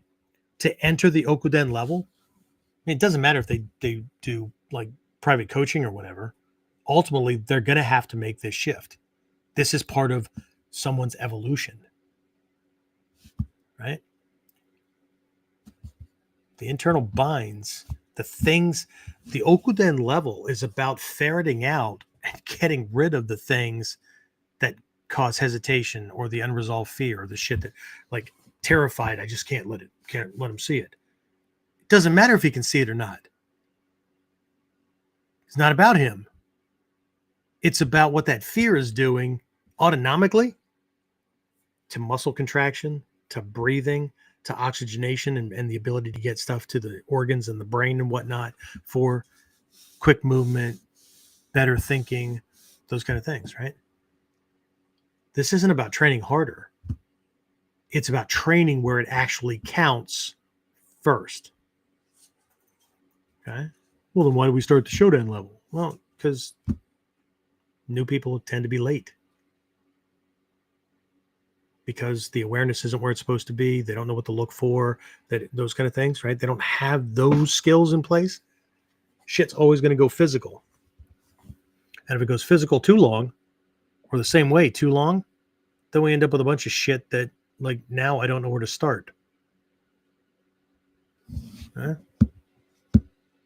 So again, blatant promotion here, right? This is exactly why I built the Warrior Comeback System. Because a lot of people want to get back into training. A lot of people want to fix training perspective, right? But I posted a meme a couple of days ago. Said you don't need another technique. You need realigning. Okay, because most people don't stop training; they stop aligning or being aligned with a purpose. Right? They get lost in the minutia. They get lost in the physical skills, the doing, just like in life. Right? Everything becomes just a schedule of things to do. Right? People don't quit. They get internally mispositioned. They're out of sync with what caused them to get started to begin with, right? They get mispositioned with regards to wrong identity, wrong pressure, wrong self-image, wrong emotional terrain. And from there, let's just stay within the realm of martial arts. From there, every technique feels harder. Every decision feels heavier. Every return feels overdue, right? Trying to get back to training. You can't fucking get back to training. Everybody's trying to get back to the 25-year-old who had a certain skill level, certain body, certain perception, certain vitality level, less injuries, whatever, right? Way less age, right?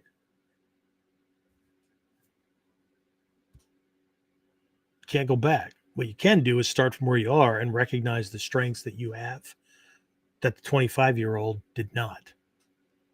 Yep, you're right. You can't scale castle walls anymore, but you can mentally outmaneuver most attackers. You have life experiences that allow you to see certain things or to know when I need to be psychological. I need to be using psychological warfare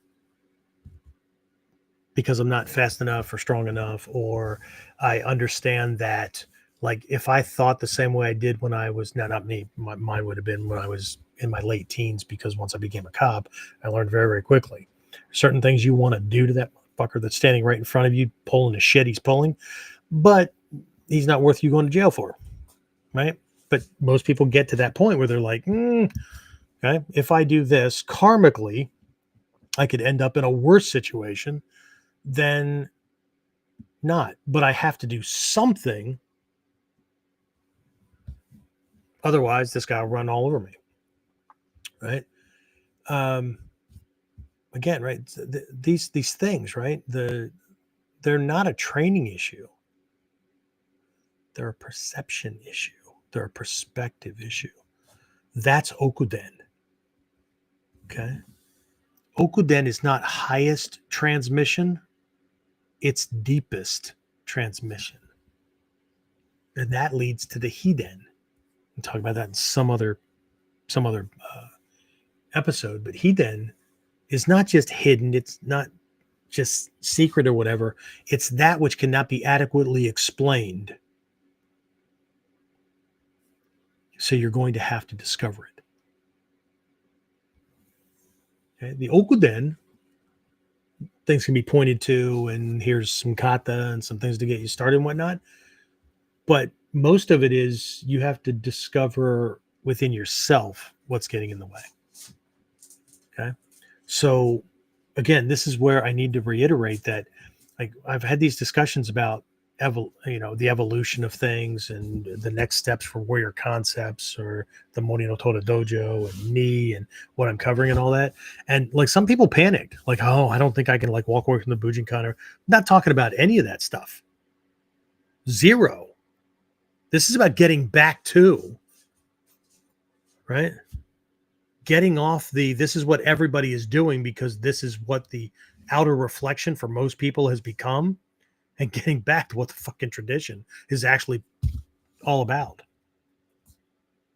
So getting back to talking about becoming the Tatsujin, the fully actualized human being, right? Talking about mastery, not just physical techniques, right? Fucking life mastery. Who are we, right? Who can we become? That kind of thing, right? The Even in the context of warriorship in the East, there's two different words that mean the same thing, that mean warrior. Most people gravitate toward this protector of external things. But there's a whole other term that actually translates more to householder. And it's the person who takes on all the hardships and whatnot to protect the home front, to protect the way of life, to whatever. Not the warrior that puts on the armor and goes and slays the dragons over there, but deals with the fucking dragons every day. Right? What Hatsumitsu is passed on to us is the lessons for doing both. We don't have to pick.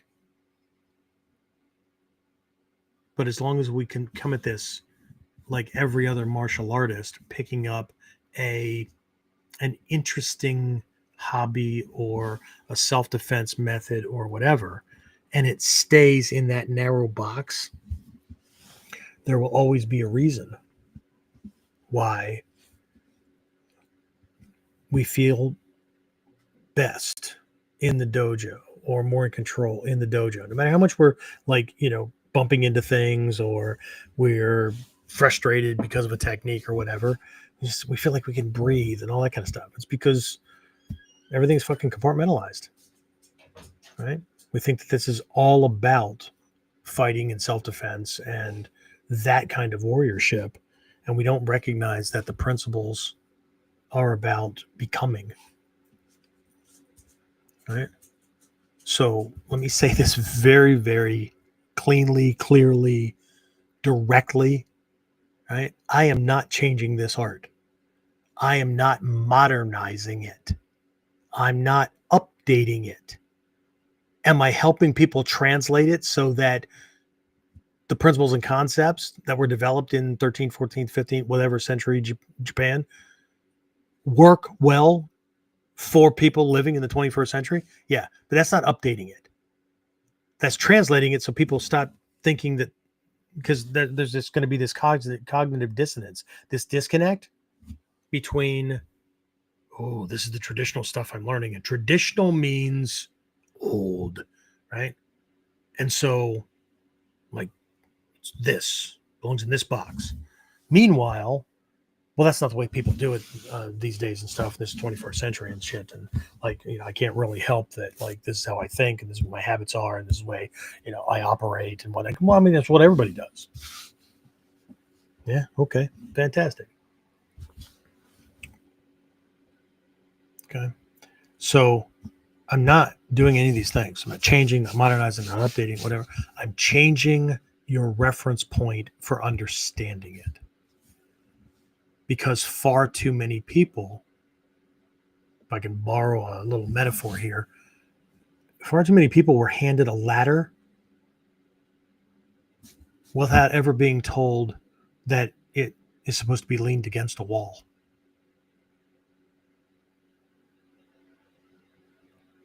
There's certain key pieces of information about how we're supposed to be looking at things and what's important to be able to function at those levels that the past masters were pointing to, that either were not passed on or they fell on deaf ears, and then those people became teachers or whatever. And again, this is not about people, because people can only translate things. I mean, same thing when I had students at certain levels, right? The number of times I've looked at Shidoshi Golem or Shidoshi Whistler, or any student that's been with me for a long time and whatnot, and looked at them and said, I apologize. My understanding of that at this point, right? It served us and it was functional, but I was missing a couple of pieces. We're going to revisit this again. And the cool thing is they trust me. And so they're like, okay, because they understand the process, right? This is not about them knowing everything or more or less or me, or this is about like, okay, missed a couple of important pieces, or you assumed, or whatever, right? Did it work for us during that time? Yeah, in context. Now, holy shit, that was way deeper than we thought. Okay. So again, we talked about this already, but the real reason that people drift, right? They don't drift because they get lazy. They drift because the art stops making sense. Why does it stop making sense? Well, because they misunderstand the meaning. What it's supposed to mean traditionally from this Japanese or Eastern perspective, not a Western overlay, right? And when meaning collapses, motivation follows. Right? No other way. There's not another way around that. Okay? Again, in the beginning, lessons are huge. The kata is the lesson, right? But as we progress, the lessons first get smaller. The kata shows different approaches, that kind of thing. Might be enough to keep somebody around. But the lesson's not the kata anymore. It was especially true at the Okuden level. Okay? Shoden, Chuden, looks like you're getting more. Just like you do it a different way. Oh, I didn't know you could do it that way in this system. Yeah, you can do it that way too. Okay, great. Awesome. But at the Okuden level, like, I think it's Kotoryu Okuden. I think there's 12 kata. I think it's that one. Either way, kata don't matter. The kata are what the kata are because there's something that went on before the first attack occurred. There is a context. There is a perception of. There is an assessment. This is like anybody that's ever gone through my danger prevention tactics DVD training, right? That's just life stuff, going into restaurants, driving, intersections, safety, and those different kind of contexts, right? One of the big first lessons is to do an assessment, right? Create a baseline in the environment that you're in. What's normal here? That's a skill. That's a technique, right? It's done at very high level security levels, law enforcement, spy, all that stuff, right? This assessment, because that allows the brain to discern something that needs attention way faster. It allows me to get ahead. So I'm already, without being paranoid, without looking for trouble, none of that. It allows me to be ahead of and harder to be surprised when somebody acts out or something occurs. The very fact that, again, not being hypervigilant, none of that stuff, not being paranoid, the very fact that I recognize that danger exists in the world and my life experience showing me just how bad human beings can be toward each other and the shit they're willing to do. Like when the Twin Towers came down,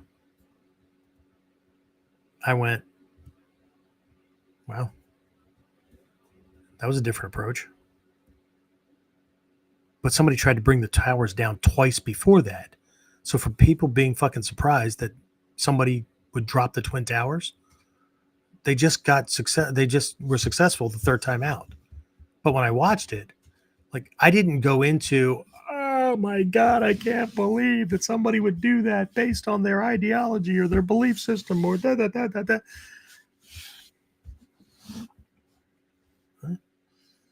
So again, when meaning collapses, motivation follows, right? Okay. So again, let's go back to the kata, right? The lessons are big, right? But they get smaller. And if the person doesn't know that the lessons are going to get smaller, but when the lessons get smaller, it's not because I picked up on a new nuance on the way, like I'm supposed to take that step or what my knee does. Could be. But see that smaller lesson, that when the lesson is big for the beginner, it's all about that technique because that's the lesson. And now this technique, that's the lesson. And this technique, that's the lesson. But when the lesson becomes smaller, like move your knee a little bit farther, transition your weight so it becomes extremely easy to move the other leg without moving your torso first. Okay. But that doesn't just fix this technique. That fixes every freaking technique I could ever do that has, I just globally solved that problem in everything that has that in it. Right? It gets smaller. Right? So, but at a certain stage, right, this kata shows different approaches. But either way, they force you to get better. They force you to see more. The Chuden level, one of the jobs at the Chuden level of training is to break style or the habitual tendency to get fixated on this is the way, this is our style, right? Technique adherence. It breaks that. If you think about the way the Koto stuff is done, like I said, long range, we're using this kind of stuff, but the Chuden, closer range, we're like using more of a Jumonji, Bobi. It's very different, right? The Kamai is very different, right? Not very different, but they're adapted to that kind of nature, right? And the more we try to fit them into a strictly like Shodan level, don't fuck with this kind of thing, right? The more you start inhibiting your ability, right? But they force you to see more. You get better at because you're adapting and things like that, right? But eventually, the lessons become harder to see at all, right? Because they're not external. And if we haven't been taught differently, we miss the point, and we still look at the kata the same way, like a beginner, not like a master, not like somebody who's been around for years and has continued to evolve and develop and assimilate more and more lessons, not more and more physical skills or more techniques. They got more and more techniques, but they're broader. The scope is broader, right? So the point at the Okuden level, the point is to get to a point where you size them up. You can discern their general type of like fight ability or what they need, how they generate strength, power, speed, whatever it is, right?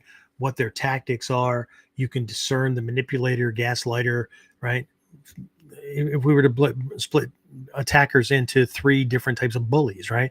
We start to get a sense for people call it intuition, but it isn't. It's very, very deep but high level strategic thinking, right? There's certain body types, certain personality types and whatnot that gravitate toward being the physical bully. Give me your fucking lunch money or I'm going to punch your face in. Or whatever. Give me your money, I'm going to shoot you in the face. Whatever, right? But the psychological ones, right? These physical ones, they're not going to get into a battle of wits with the genius. They're going to threaten to punch him in the face. Meanwhile, the genius, who knows he's smarter than everybody else, right? If he becomes a bully, he attacks people's intelligence level. What are you, stupid? Everybody knows that. Right? It's not the same. He's not going to go, look, learn this, dude. Get as smart as me or I'll punch you in the face. Because he knows he can't win a battle like that. Right? But he'll become a gaslighter. This guy gets really good at psychological warfare and making you think that you're crazy and that kind of stuff, right? As opposed to the emotional, spiritual level bully who uses things that we would never think of as weapons. They leave you feeling like, did I just fucking misunderstand that? Or did this person attack me? Is this me? Or, right? Because they have plausible deniability. So they use friendship, they use love, that kind of stuff, right? If you're really my friend, man, you'd give me your new car, or you'd give me your new toy, or whatever it is, right? Okay. If you really love me, you would fill in XYZ. Right? And if we don't have the techniques, the skill set to apply uke nagash to that kind of an attack, if we don't know that a disarming destabilizing move that puts them into a position where they can't do what they're trying to do, by simply saying, at what point was our friendship or love based on me becoming your slave and complying to your whims and wants, right? Or throwing presuppositions out on the table and whatnot, right? Did you just say this? Well, it's not what I said. Did you just imply that? Because that's what I heard. When you say things like that, that makes me wonder if you are, or that makes me feel like, right? Now they have to justify it because it's out on the table. It can't just be that invisible elephant in the room, right? It's very different. Okay. So again, if you're stuck, if you're drifting, if you're frustrated, if you're bored, or you're unsure why training feels heavier than it should, or it's more difficult to get back, or whatever, right? Is it the injuries? Is it the age or whatever, right? It's not the technique. It's the position, right? It's where we're coming at it from. And that's fixable. Whether it's in the dojo by getting the right lessons to get that. And sometimes it's not. Sometimes, again, people come to me and they're like, Sensei, I need help being motivated. No, you're highly motivated. There's lots of things that you do on a regular basis. You don't need to be pushed to do it. You just do, yeah, I know, but it's not the stuff I really know. I know I need to be doing. See, that is a problem. And the problem isn't your motivation. It's the problem is you don't know where you're stuck or where the things lie that are actually getting in the way. You don't know what the battlefield is. Right? You don't know which habits, which perspectives, which held beliefs, whatever, are the things getting in the way. Right? But that's fixable too. Right? And as I've told students again and again, one of the jobs of a good teacher, mentor, guide, role model, whatever, right, is to be that external awareness that can see the problem, right, when we're not aware of it. We can't fix something we're not aware of, right? So anyway, there's a bunch of sticking points. I boiled these things down to 12, right? So I just put together this, and I was talking about this last week, right? Just got it finished because I had some technology glitches and whatnot. But I got this ebook guide. We'll call it a guide, right? Because it's, I think, 10 pages, including the front cover, right? It's called The Ties That Bind, right? And it goes into this concept of musubi that I talked about last time, right? These knots and these sticking points and whatnot, right? And this concept of kokoro hodoki, right? Freeing the mind, freeing the heart from these things. These things must be handled to actually be able to do more than just copy the kata in the Okuden level, in these higher levels. Because if these things don't get fixed, the kata will break, not because there's anything wrong with the kata or our technique or our handling of situations, bad situations. And I don't mean just somebody attacking us, but anything that the fucking world and people or whatever could throw at us, right? If we don't resolve these, then that's the deep stuff that will cause the failure. Right? The stuff that we're doing likely works if somebody else were doing it, or if we were doing it from a different perspective or a different position. Okay, this is about position, it's about perspective, and it's about perception. How we are processing, how we're perceiving the information that's coming in. Okay, the martial arts makes a freaking awesome guide for this because it's physical and it's easy to see. It's way better than being able to see somebody's psychological bullshit or the emotional stuff they're throwing or whatever, right? That's sensed, it's felt, it's whatever, right? But it has to be translated. Martial arts stuff, I mean, you screw certain things up, or you get your timing off, or you hesitate or whatever, it hurts because it's supposed to. I understand there's a place and time for soft training, but if we don't go past that, well, then we don't get the pain and the hurt that's supposed to induce change. So anyway, if you want help uncovering what's tying you in place, what's binding you or whatever, right? If you email, you can make it 1 word, 2 words, whatever. Come back, either 1 word, come back, or because I think every warrior deserves a comeback story, or 2 words, come back, right? Whether we ever work together or not, doesn't matter, right? If you send that to me, I will, until at least I get the page set up and I can just send you a link, I'll email you the this guide. It has 12 sticking points. Goes into musubi, goes into the kokoro hodoki, right? The concept of freeing these things up and whatnot. But the biggest chunk of this is outlining 12 sticking points that prevent people from doing what needs to be done, right?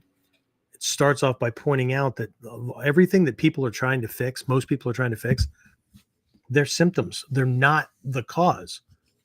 They're trying to treat the symptoms, not the reason behind the lack of motivation, lack of confidence, lack of consistency in training, those kind of things, right?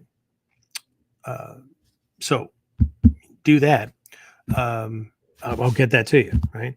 Of course, if you want to discuss, something more or whatever, I've got somebody like the first assignment. As soon as they book things, right? There's a first assignment even before we work together, right? And then once we finalize that, before there's the first coaching thing, there's a clarity assessment, right? Because got to know where to start, right? But there's no fluff in that. There's just direct, and this is not academic. There will be small wins at least once a week, right? You cannot not move forward because we're going to be doing the shit that causes that to happen until, just like with the teacher, right? You get a teacher in the martial arts or in the self-defense realm or whatever, right? You are literally putting your life in their hands until you're able to do this stuff for yourself. This realm is no different. Okay. So the point is for us to systematically take training wheels off or anchors off or whatever that's in the way, that's holding you back. It's just like a kid, right? So you pedal the damn bike yourself. I'm tired of pushing, right? This is not this is not somebody can do it for you, or let's discuss it, sensei, or why don't you lay back on the couch and tell me how long you felt this way, like that, right? Okay, here's task 1 based on what we're untying. Okay, do that. Take you 5 to 20 minutes. There might be a task or two that might take a day or two, but bits and pieces as you go along, right? Do a little adjustment, next piece, little adjustment, next piece, but they're all direct. We're warriors. Warriors make decisions and they take actions. They're all decisions and actions that have tangible outcome. And before you can do your next coaching session with me, you have to prove that you did the previous one. They all have provable. Okay. We're not moving forward until you do the last task. And they're not big, little wins. Small successes produce bigger successes, produce a person who that is just who they are, that they do those things because that's the person that they are. Okay. But we have to untie the knots. Okay. But the assessment is we need to see what knot is actually holding you down, not what symptom we're trying to take Tylenol for So it doesn't bother me as much. Okay? No hype, no pressure, just truth and traction. Okay. All right, so let's close this out, and I'll take any last minute questions, comments, whatever. So again, at the highest level, this Okuden level, you don't defeat opponents, you defeat conditions. You don't escape attacks. You stop living inside, having the habits or tendencies, perceptions or whatever, right? You stop doing the things that create them. That's Okuden. It's not about kata. It's about, and I created a positioning statement for Warrior Concepts way back in 2004 when I changed the name again, because we were originally Bujinkan Kuryu Dojo, to Miller's Martial Arts. Well, that sounded fucking generic, right? To Warrior Concepts, positioning statement was part of the positioning statement was to teach you the time-tested, proven lessons that allowed you to create the life you've always dreamed of living and give you the skills necessary for protecting that life from anything that might threaten it. Okay. So, but there's things in the way, right? To do that, those are Okuden skills, not just martial arts, life. That's what Sensei's always said. Not teaching fighters, not training people to fight, teaching them how to live. Okay. That's Okuden. And once you see it, if you're serious about really doing the traditional thing, right? Not 16th century warrior movement armor. I mean, like what this tradition's about. Okay. Once you see it, you'll never train the same way again. I know that from experience. It changes everything. Okay. So, all right, let's round this out. James, if I didn't put you to sleep as well. Questions, comments that came in, anything like that? No, I haven't seen anything come in. Telling you. I was going to unleash my fudo or my gozanze earlier, but right. People always get defensive when gozanze comes out. Then I have to like rein him back in. Now, nobody likes it when you tell the truth. So seriously, nothing. Zero. The last comment we had was like Komawa from Jimmy. Yeah, and I just checked over, like on the actual pages and whatnot to make sure. Yeah, it wasn't a system thing. Maybe I've just put him into pensive mode. We'll write it off to that, right? One or two will take it seriously. Probably the same one or two that have already signed up for the coaching program. I got to stop laughing so much at this. Right. Anyway, all right, guys, we need to get the most out of this training, to get the most out of these lineages, to get the most out of what Natsumi Sensei has been covering in the Bunyakan. The first sticking point is to make sure that we're defining things the way we're supposed to, right? It's the perspective and perception, right? If we screw that up, there's no fixing it, right? It's kind of like map reading, right, James? Okay. Well, I don't want to follow the black lines on the map. I want to follow the blue lines. They're prettier, and sometimes you get fatter, and sometimes you get thinner and stuff. But like they seem to like give me more options. Yeah. Well, if you don't learn that the black lines are roads and the blue lines, the blue things are waterway, you can do what you want, but I don't think your car is built for that. So, anyway, you have anything to throw on top of this fire before we wrap this out? I do not. Kyle just said thank you. Of course. You're welcome. Dai-Shihan. Don't mention it. It's my yob. Okay. Of course, I chain myself down to it. Look in the mirror in the morning. Young man, fucking get to work. Right. All right. In that case, I'm going to go ahead and wrap this up. I will talk to everybody again next time on, Trin already said it in her brain, on Kuden. Get more of Kuden Radio, subscribe through your favorite podcasting site, or join our clan of serious modern warriors at onlineninjaacademy.com.